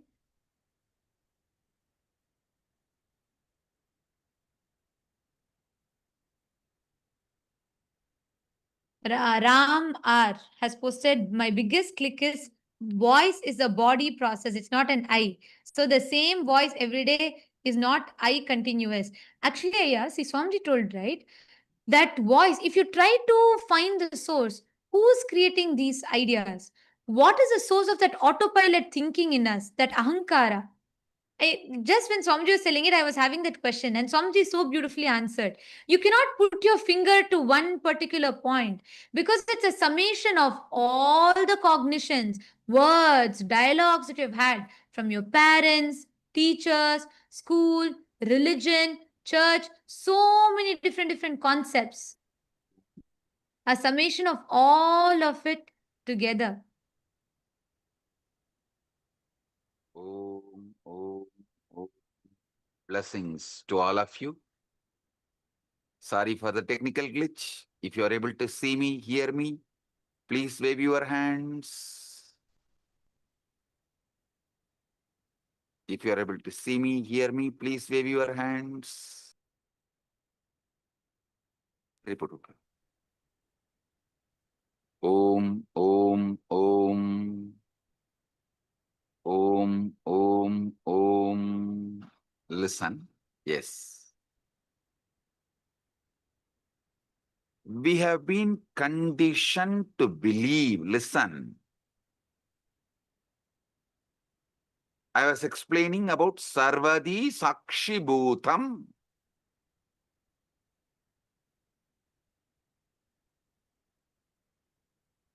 In everything, that pure Sakshi.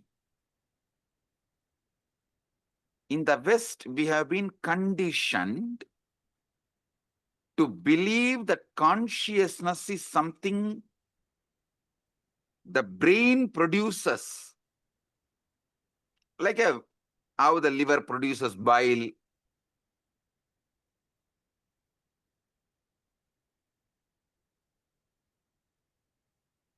As if it is an epiphenomenon, the side effect of neural activity.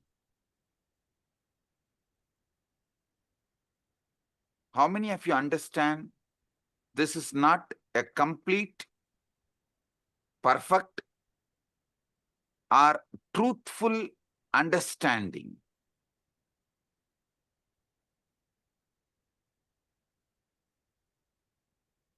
See, this is like the screen on which you are watching the movie is producing the movie.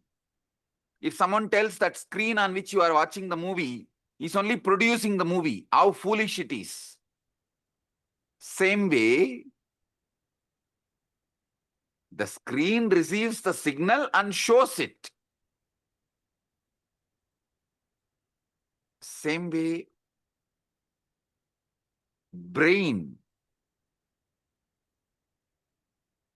receives consciousness, but not producer. So understand, this Sakshi, Sarvadi Sakshi Bhutam, is consciousness that is not produced by brain. Listen.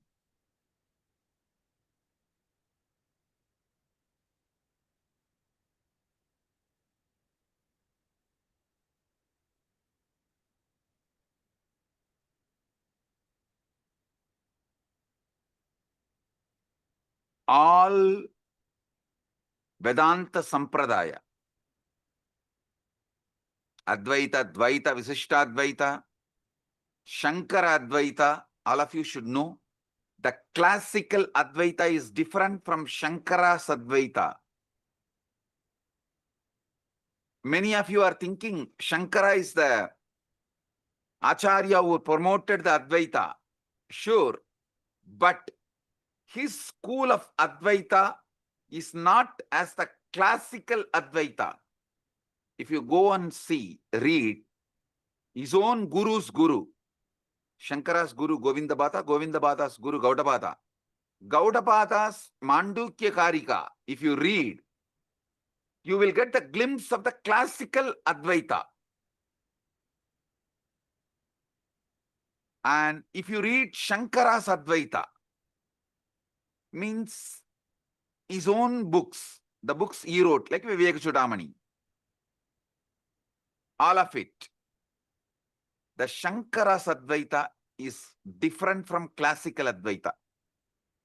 Listen, all these Advaitas, Advaita, Visishtadvaita, Dvaita, Shuddhadvaita, all Advaita, all Vedantic traditions accept the one truth. Consciousness is the fundamental ground of the being. That Sarvadi Sakshi Bhutam, which I was describing,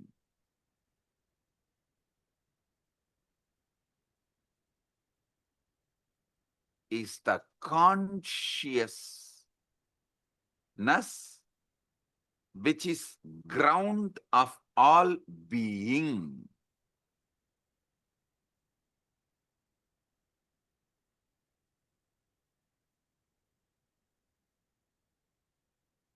Listen,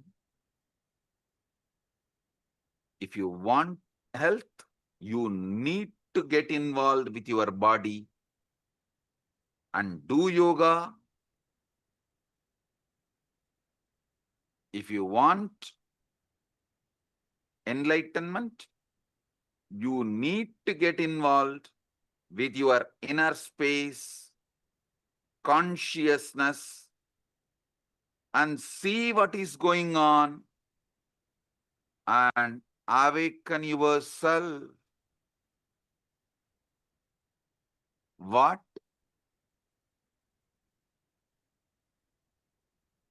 The Upanishads calls as Brahman or Paramashiva, Parandama.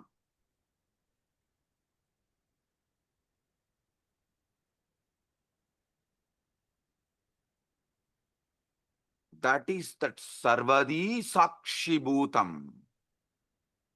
When that mirrors in individual being, we call it Atma. Atma is that Sarvadi Sakshi Bhutam in individual.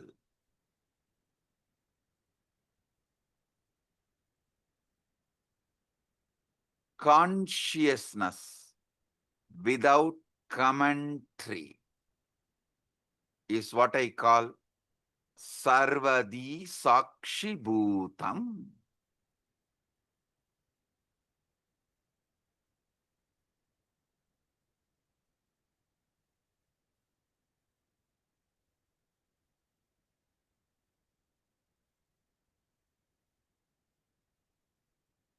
when you are in deep meditation, ajapa japa, or after puja just sitting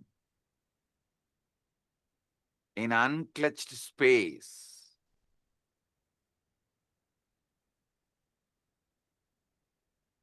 in that pure silence, sarvadi sakshibhutam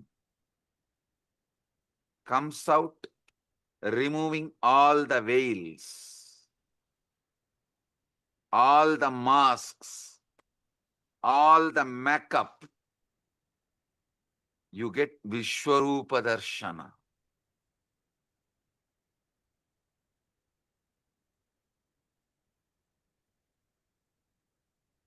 You become vivid, real. The commentary inside you stops. But that Sarvadi Sakshibhuta remains. How many of you experienced it at least once? Raise your hand.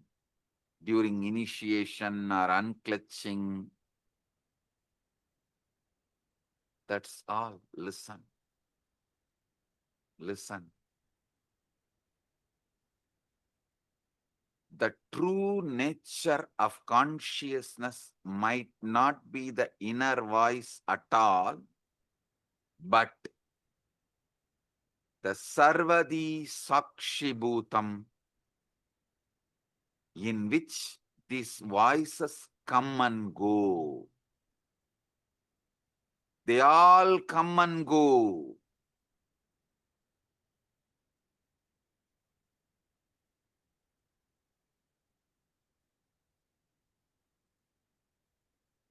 That Sarvadi Sakshibhutam is not the thoughts, but knowing of the thoughts. As soon as you try to grasp this pure awareness, to hold it, examine it, it slips away. It disappears. Like you try to hold the river in your hand, in your palms, it disappears. It slips away. The very act of trying to observe it turns it into an object which it can never be. So you can only be. The observer who observes the observer.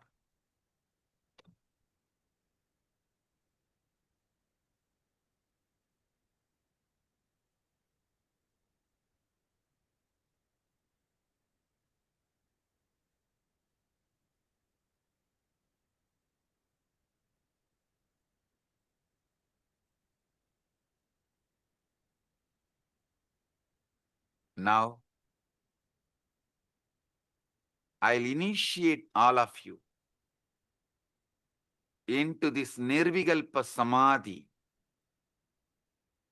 sudden enlightenment, guaranteed. Sit. If you have Atmalinga, take the Atmalinga and keep it on your Anandagandha.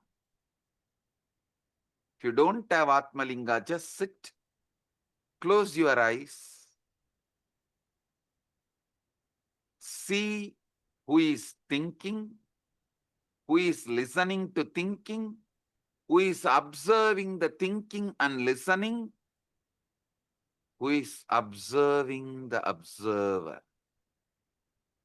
Sit.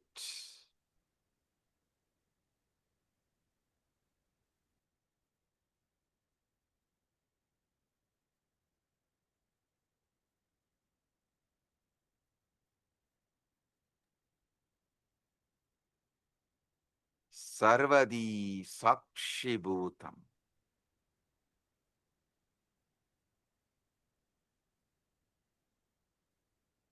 Everyone here experience the pure consciousness. Sakshi. Nirvikalpa samadhi praptiras. Sarvadi sakshibhutam.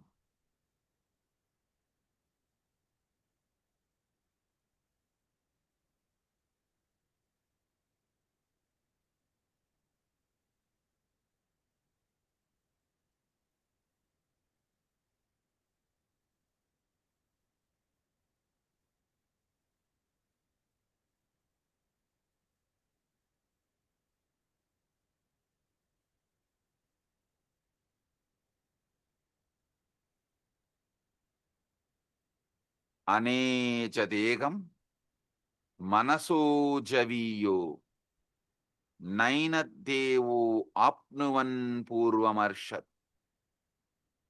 tattavadoda jnanatyeti tishtattasmin nabo madarishvadatat. The motionless one faster than mind, and devas and senses could not overtake it, which ran before. Setting it goes faster than those who run after it, by it all pervading.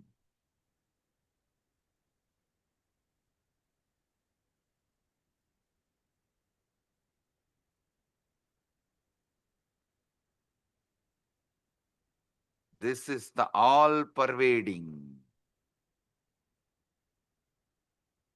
deeper than the air that supports the all living beings.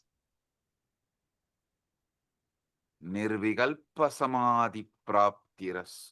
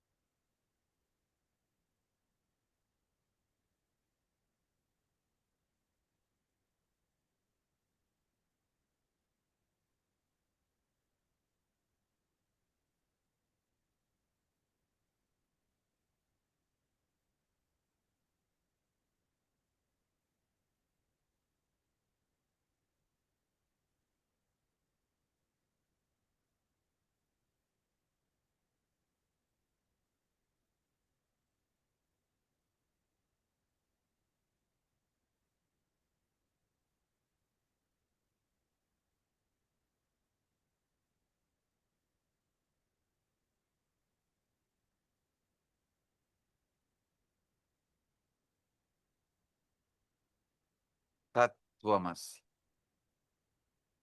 Nirvikalpa samadhi praptiras. Sarvadi sakshibhutam.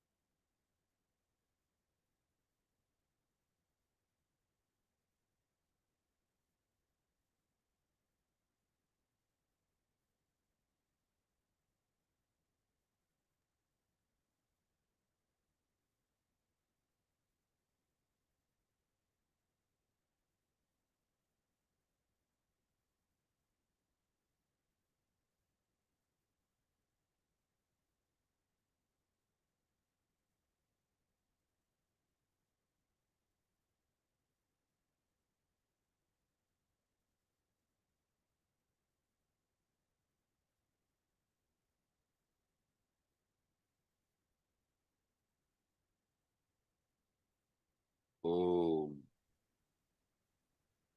I bless you all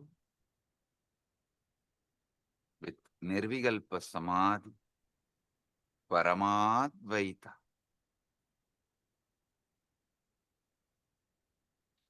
I'll continue to expand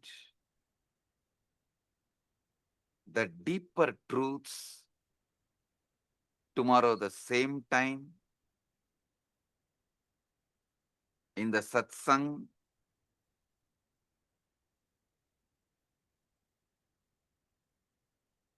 Again tomorrow same time, 7 o'clock, 7 p.m. EST. We'll have enlightenment guaranteed initiation sessions.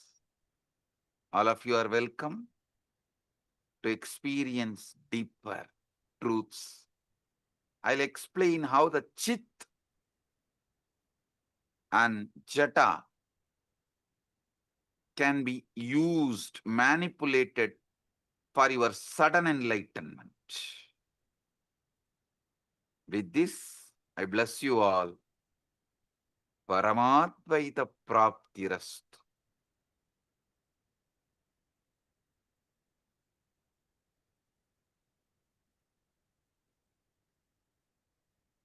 Blessings.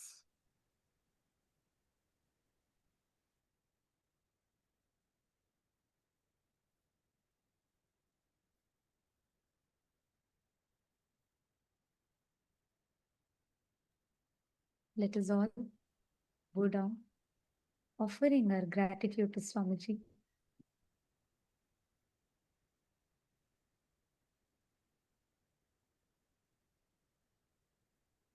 Revealing such profound truths for us to be able to understand our mind, understand our thinking. Actually, even before we all talk anything, can all of you take a moment? How many of you are feeling like that aha moment in you? You're like, oh my God, yes, yes, yes, yes. And for the first time, I was able to understand what this Chit Chata Granthi is so deeply engraved into the inner space, like so powerfully Swamiji has revealed every truth. I see all Chitsapa members waving your hands. Yes. Oh, Vinayaka he also has posted. He has posted, this is the first time Chit-Chata Granthi hit me and got bolted inside me. So beautifully explained by Swamiji. Absolutely. And Divya has posted, he understood it at an operational level. Yes.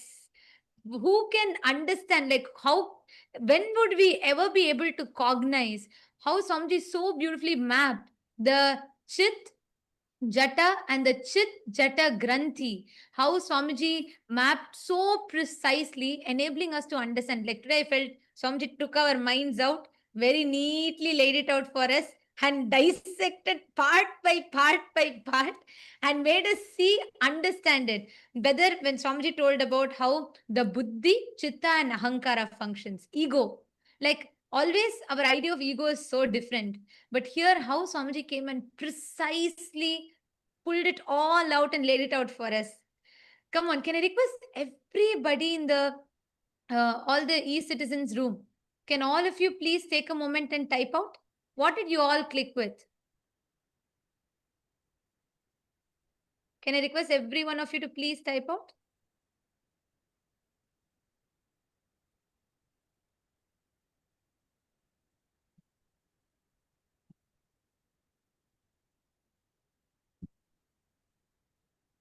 Requesting all of you to please take a moment, please type out.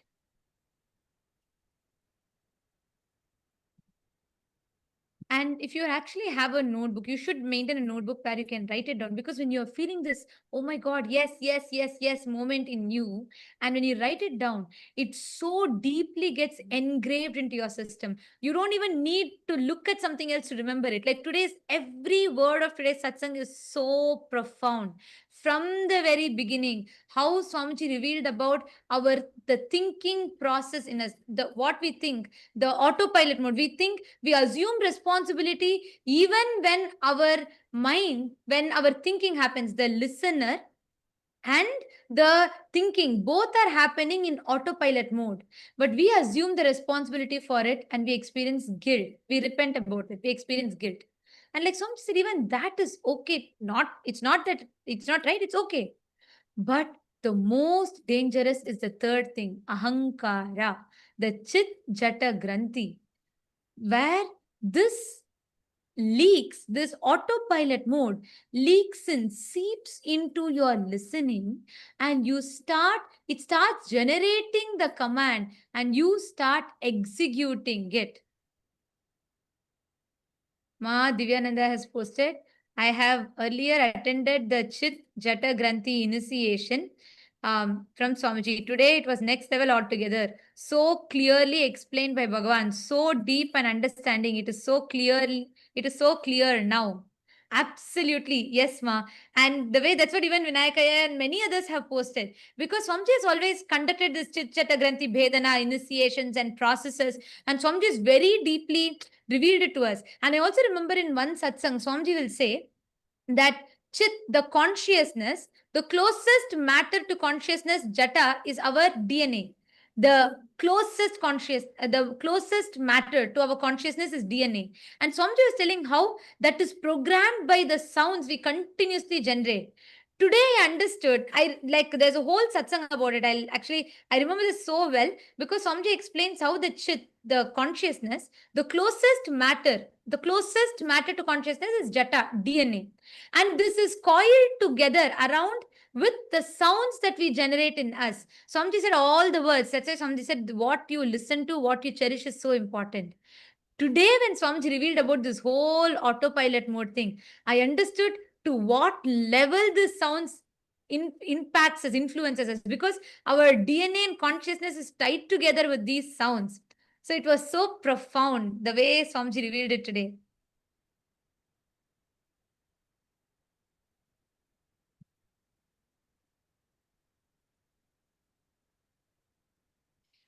And yes, can I request all the others, even Paramashiva Sena participants, can I request you all to take a moment, write it down?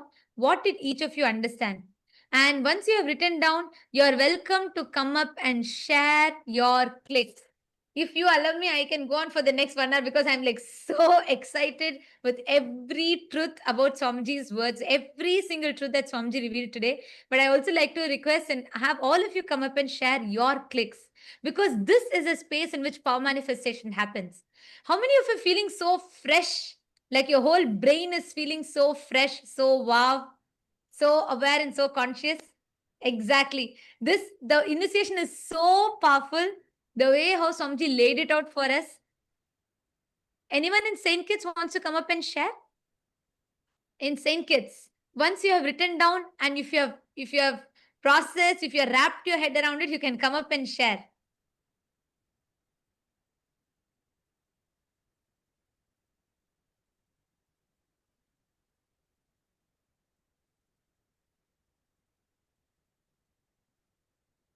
Yes, I am seeing so many messages here.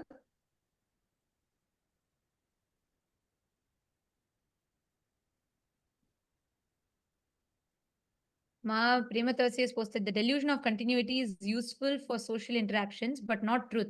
Brain receives consciousness and not produce it. Ajapa Japa makes us observe the observer. Ajapa Japa itself, yes, that's one tool, but Swamiji gave that as an example.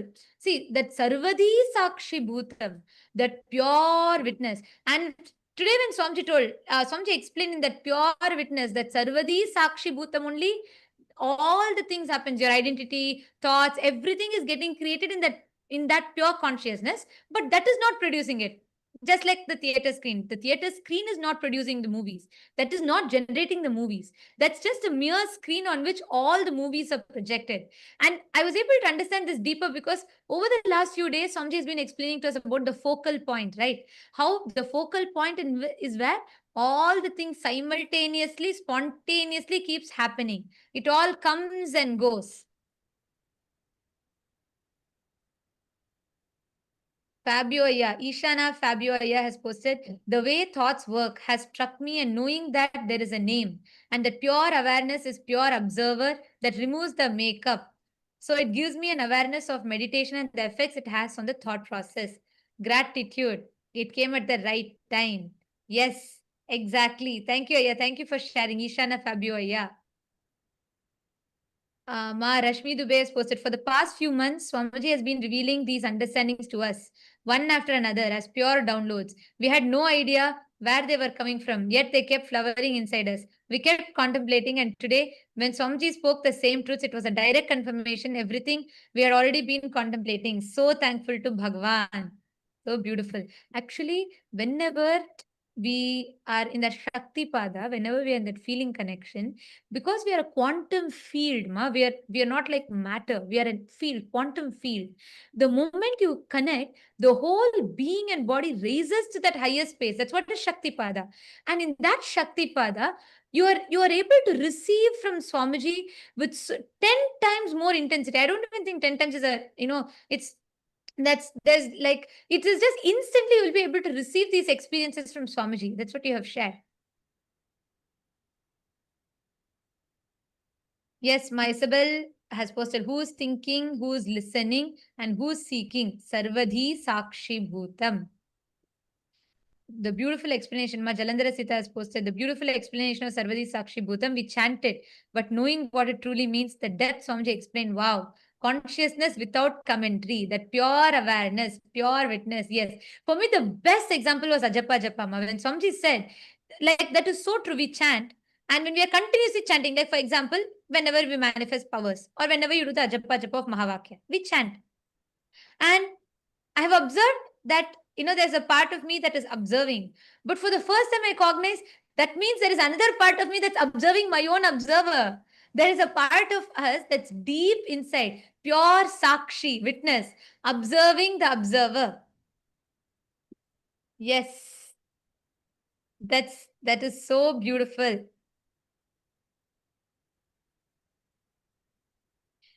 Yes, Nitish, come forward, please. Come forward and share. Like I said, if you allow me to talk, I'll go on talking. There's just so much. I'm so excited with what Swamiji revealed. But please, all of you also come up and share. Go ahead. Nityananda, can you hear me? Yes. Yes, sir. So one thing which Swamiji said was so powerful was the name that we attach gives us the delusion of the illusion of continuity. It generated the click in me that the name is kind of we are attaching this label on ourselves, or it has been attached to us, that label, and that is what is going from moment to moment, Nitish, Nitish, Nitish, Nitish, and that's what's just kind of solidifying that identity. That so it's also like attached to. You can also think of it like the conclusions that we keep forming, the labels that we form on different things in around us, and those labels are what solidify everything as it is. And that gives us the illusion of continuity from moment to moment, and that's what keeps us in the either in the past, holding on to the dead past. So the Nitish 1 minute ago, or even 1 moment ago, is a dead past. So but that Nitish that carries forward in my consciousness, that label is what is giving me the illusion of continuity, and that's why I would stay the same, not grow. That would hold me back. But if kind of if I become aware of that, then that's what lets me grow and actually experience Paramashivatva, eternity, as Swamiji said. And as Swamiji said. Exactly. So beautifully said. Because also, like Swamiji said, Aya, that the perceived continuity of the name, the illusion of continuity that the name creates, stops us from experiencing the eternity. That was like so powerful for me also, like you said, because temporary continuity that we perceive makes us forget that whole eternity that lies in front of us. And Swamiji told that our body is not the same, our thoughts are not the same, nothing, our emotions are not the same.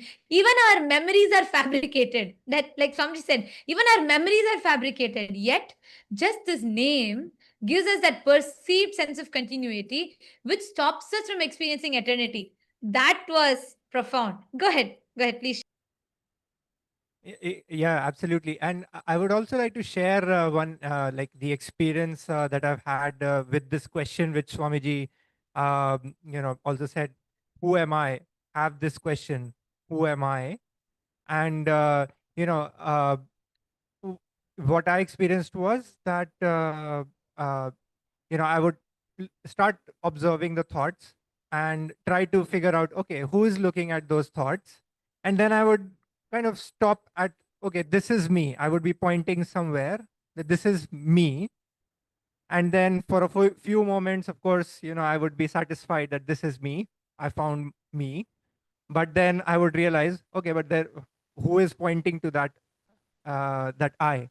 So that I is the false identity, which, because I stopped there, that's why it became that false identity. But as I kept going back, that, okay, I'm pointing to that, so let me find who is pointing to that identity, that observer. And then again, after a few moments, I would get exhausted and stop there, that this is, okay, this is me, I'm satisfied now. But then, okay, who is looking at that?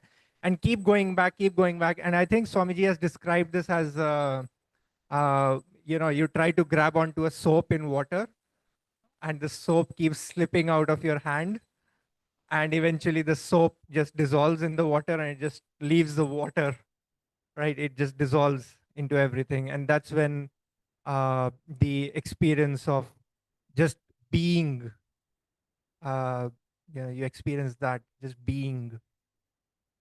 So yeah, that resonated very strongly with Swamiji, what Swamiji was explaining today. Exactly. What Actually, Swamiji was explaining today. gave a Ishavasya Upanishad verse line, right? In 2015, Swamiji written, consciousness is manaso javiya, swifter than the mind. Like Swamiji told today, the moment you try to put a frame to it, anything you describe about it only becomes an attribute to it because it's already expanded beyond it.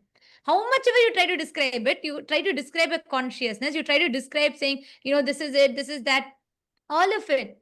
By the time your mind grasps it, it's already beyond because it's ever expanding, ever changing. Tadde jati, tanne jati, taddure tadvantike. It is like it's further than the furthest point, nearer to you than the nearest point in you, yet you cannot grasp it, because if you try to grasp it, even whatever you've grasped is only merely an attribute. It has already grown beyond that. It was like so powerful. And also what you're telling, Aya, when we look back over the last 1 year, Swamiji has been preparing us step by step to receive this truth. Swamiji spoke about this seeking the source of the first person. Who am I? What am I? Why am I? How am I? And then there's a satsang. Swamiji has given a satsang series. Nitishaya, you should listen to it and you will really enjoy it. In 2016, Swamiji gave a satsang series on Kenopanishad. So Swamiji will say, don't ask who am I. You're already assuming there's an I. You already have an assumption about the I. Ask, by whom am I? Kene Shitam. That's why there'll be a verse in that Kenopanishad, which Swamiji will describe, where the verse will say that, like, Yat chakshusha na pashyati, yena chakshugumshi pashyati. Means, what is the source? Shrotrasya shrotram manaso mano yad vachoha vacha. Means, the life, what makes your ears to be able to listen, what creates the listening. Like that, there's a whole series of questions. Swamiji will so beautifully, step by step guide us into asking that question. And so beautifully, finally, Swamiji will reveal how we are that, Swamiji is talking about that focal point in that satsang. And it's a very, very powerful satsang series. You should watch it, because the thought current that you clicked with, you'll very, very deeper way, you will understand what Swamiji revealed today if you watch that satsangs. That's like a prelude to this. So you should watch it. You'll understand it a lot more deeper and you'll be able to connect with it. Yes, absolutely. Yeah, I'll definitely watch it. Yeah, and one thing more, which was very, you know, it raises goosebumps in me. Today, when Swamiji was when he started the initiation, he used the word. He said many lines, but there was one word: motionless, but faster than light. This paradoxical, this kind of a thing. It just gives you it takes you beyond logic, and trying it kind of connects you to uh, the expansiveness of this state that Swamiji is initiating us into, motionless but faster than light.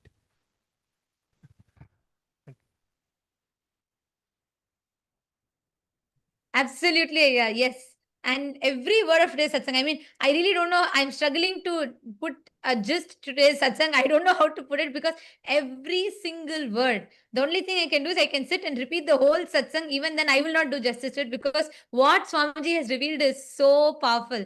And thank you so much for coming up and sharing, Aya. And Thank you. right now, Nitishaya, see, the experience that you're all having of going beyond sleep, or the time bending, where you like you today morning you shared, right? You slept only for few hours, but you felt it was such a deep, the time extended, like the time stood for you to be able to have enough rest. It is because continuously see the kind of conversations, the thinking that Swamiji is leading us into. Our whole inner grammar, the inner vocabulary, the self-talk. Today, when I asked you all to come up and share, every one of you came up and so boldly declared, I am the ultimate. I am Paramashiva.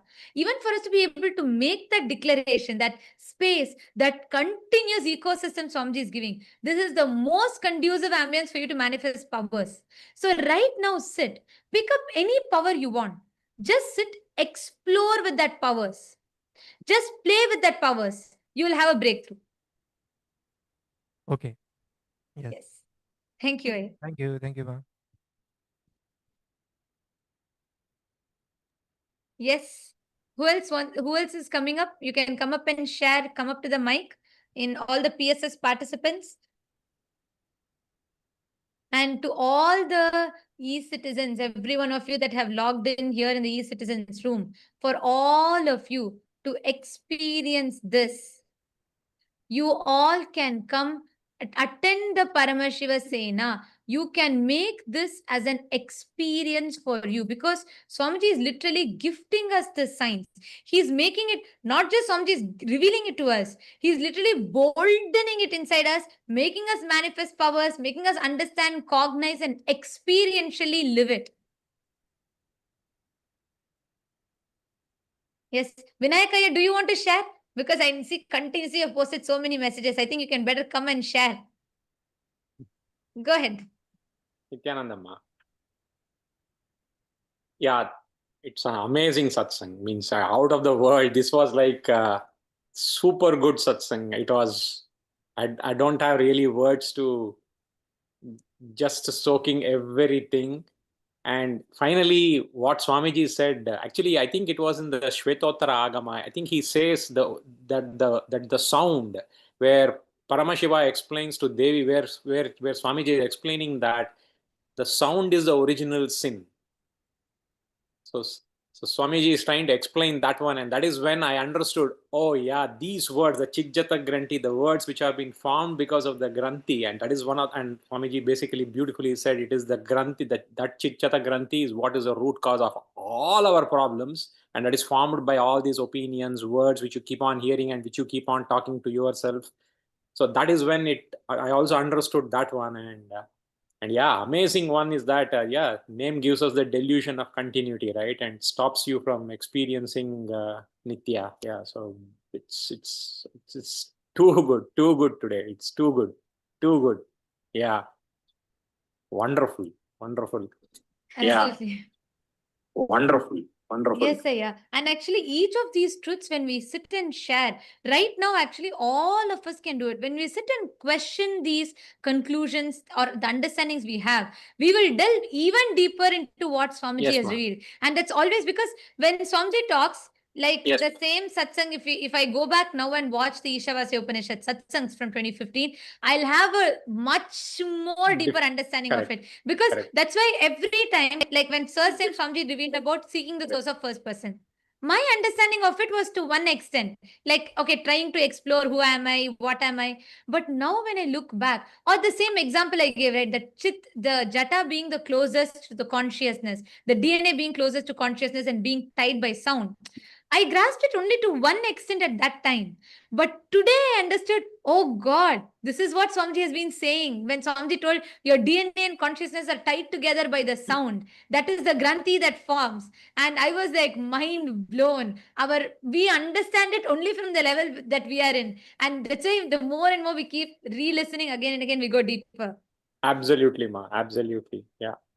Especially the Kenop, all the Upanishad talks, right? It's like, it's literally the best pastime to have, the bestest pastime to have. Bestest pastime to have. Yes, absolutely. Yes, thank you so much for sharing, Aya. Thank you so much for coming up and sharing and putting it beautifully. And all of you, everyone, see, even in the Rajya Sabha room, can I request all of you also to type it out? Type out more, verbalize each of it. You will have phenomenal breakthroughs with power manifestation. You will have so many different shifts and breakthroughs. Just sit and cognize. Ma Ganga Priya is waiting to share. Go ahead, Ma Ganga Priya, go ahead. Yes.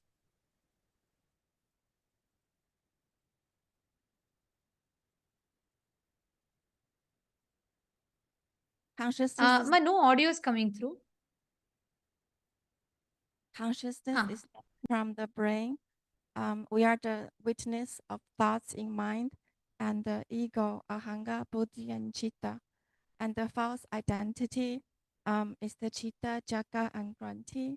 And the process of witness the sarvadi sachiputam is the buddhi, chitta, and the ego, and the witness of the observing. And the witness of the observing. Yes, just one small correction. Swamiji told, see, you said consciousness is from the brain. Swamiji said no.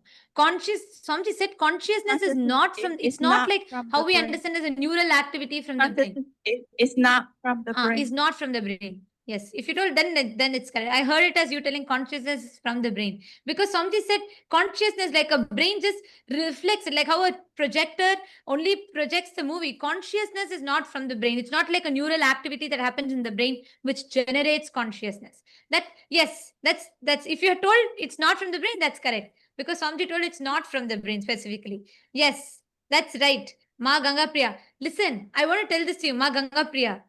You should start using all of this to upgrade your self-talk, the inner conversations that are happening. Now do you see to what level Swamiji is taking it to? See, the whole battlefield is different now. You don't need to sit and juggle between am I complete or incomplete. No, it's just out of question. You are completely in a different level, different plane now altogether. You understand? Yeah. Okay. Thank you for coming up and sharing, Ma Ganga Priya. Yes. Next, who wants to come up? Who else wants to come up?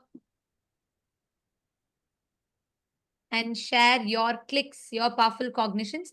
And as we do it, can I request everybody to please take the Atmalinga without manifesting powers? This satsang, we should grasp, we need to manifest powers to settle this experience and energy in us. Can I request all of you to please take Atmalinga? Just 10 minutes spent. Just 10 minutes. Can I request all of you to pick up Atmalinga in your hand? Please keep the Atmalinga on your palm. Take the Atmalinga, keep your palm flat. Keep the Atmalinga on your palm.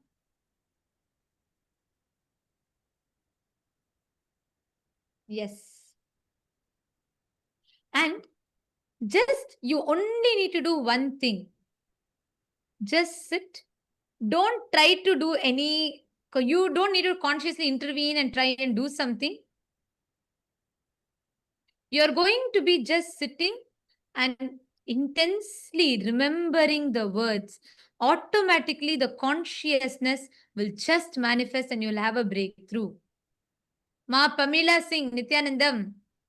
Ma Pamila Singh. You also sit, hold the Atmalinga and manifest. Just 10 minutes. Bhupendra Ghodera Vaya. I'm not understanding your question. What is the IA? I'm not understanding. What you're saying, Aya? 3 IAs means? Are you asking about the 3 things that Swamiji revealed? The Chit, the Jata and Chit Chata Granthi. Is that what you're asking about, Aya? But you've put that last word you put, I'm not understanding. So please, if you could clarify the question, I'll be able to answer that.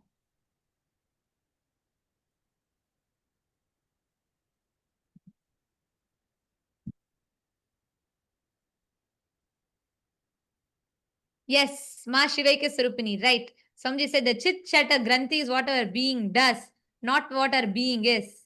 Right. All of you sit. Just remember Swamiji's words in you. Sit. Keep the Atmalinga in your hand. And again and again, let us resonate and become that pure Sarvadi Sakshi Bhutam. Even though there might be a part in you now waiting, expecting you to manifest, expecting you to do something, observe that part. There is another part of you that is observing it. Go a little deeper. There's a part of you, pure witness, Sakshi, observing the observer and the part of you that is manifesting powers, all of it together. Your focal point. Just experience that pure witness. Sarvadi Sakshi Bhutam.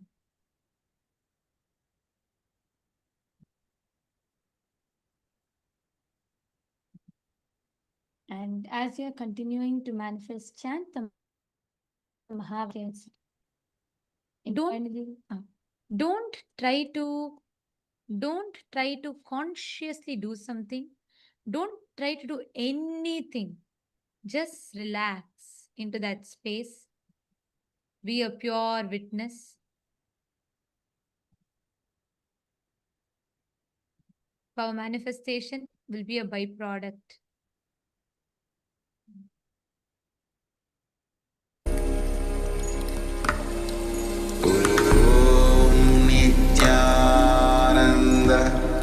Paramashivoham, Paramashivoham. Om Nithyananda Paramashivoham,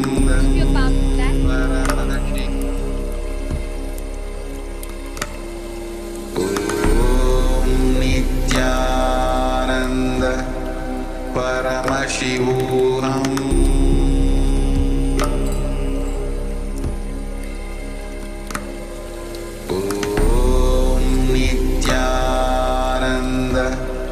Paramashivoham.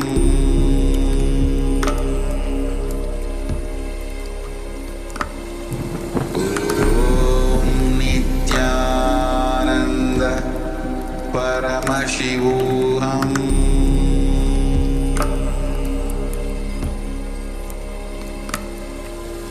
Om Nithyananda Paramashivoham. Paramashivoham.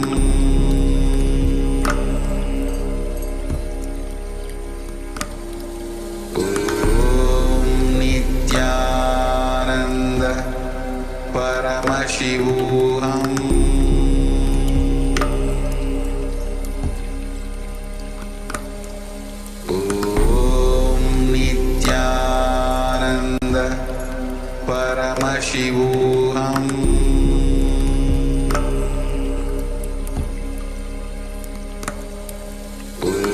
Om Nithyananda Paramashivoham.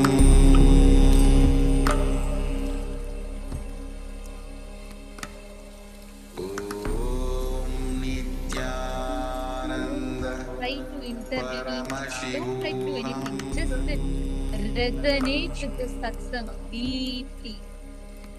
Just sit intensely resonate with this satsang and be that pure Sarvadi Sakshi Bhutam between all your expectations, anything that's happening in you, and just pure consciousness as a pure Sarvadi Sakshi Bhutam, sit down and just manifest.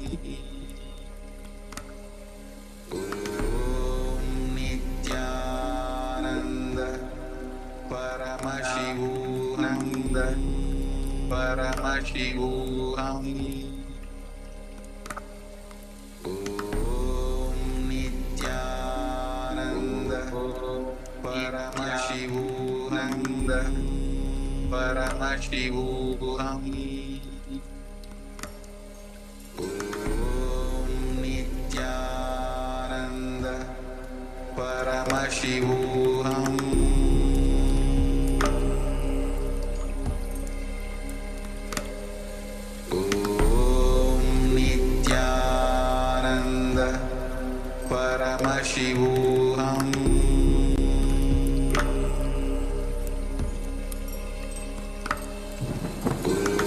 Om Nithyananda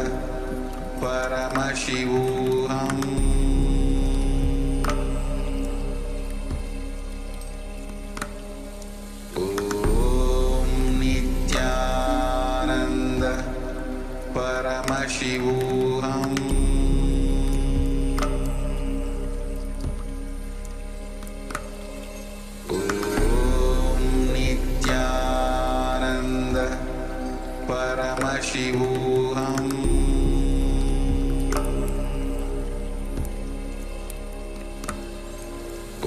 Om Nithyananda Paramashivoham.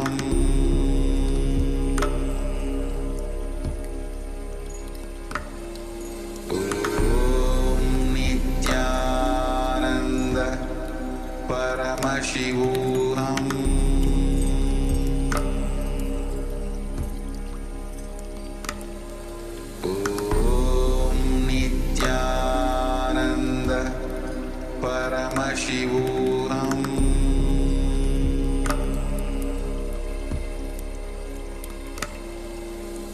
Om Nithyananda Paramashivoham.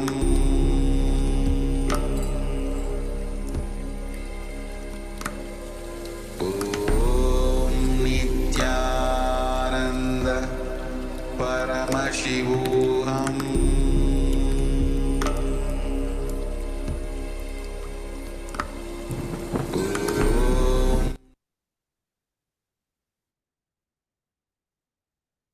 Slowly, please relax.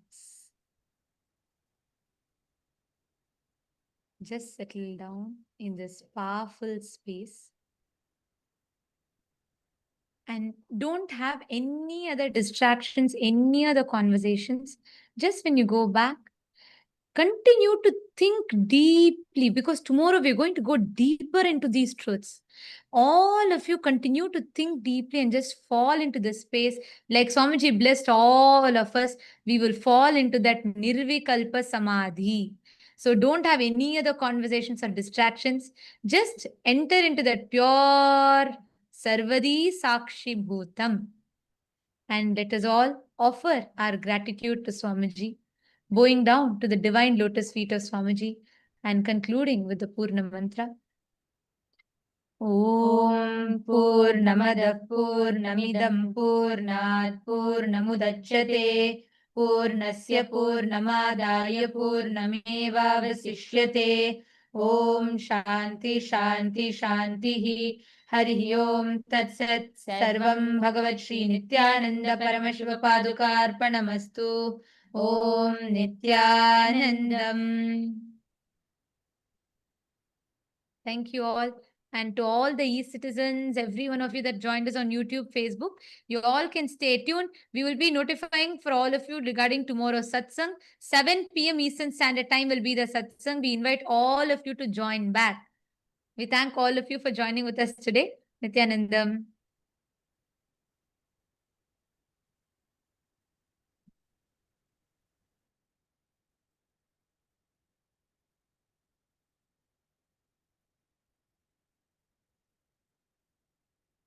Established since 2002 in the United States of America, the United Ancient Nations is an intergovernmental organization currently made up of 160+ members and indigenous nations. The UAN and its work are guided by the purposes and principles contained in its founding charter. The UAN is a manifestation of the profound connection amongst indigenous peoples across the world, including African, Andean, American, European, Caribbean, Oceanic, and Asian regions, rooted in shared wisdom, sustainable practices, and deep reverence for the earth. The United Ancient Nations serves as an international cultural and diplomatic organization focused on uniting indigenous cultures globally. Our governance structure is council-based without territorial claims, led by a collective leadership through our General Secretariat.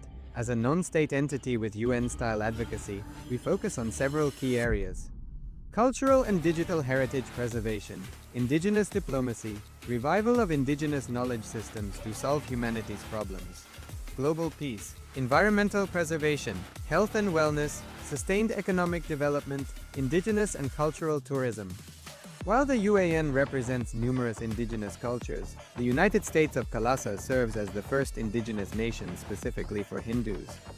KAILASA's mission is focused on the revival of the ancient enlightened Sanatana Hindu civilization with a formal governance structure including a head of state, ministers, and ambassadors. Under the leadership of SPH, Supreme Pontiff of Hinduism, Bhagavan Nithyananda Paramashivam, KAILASA has achieved recognition as a sovereign subject of international law, possessing distinctive attributes of juridical statehood. The United States of KAILASA is the main sponsor of the proposed UAN headquarters.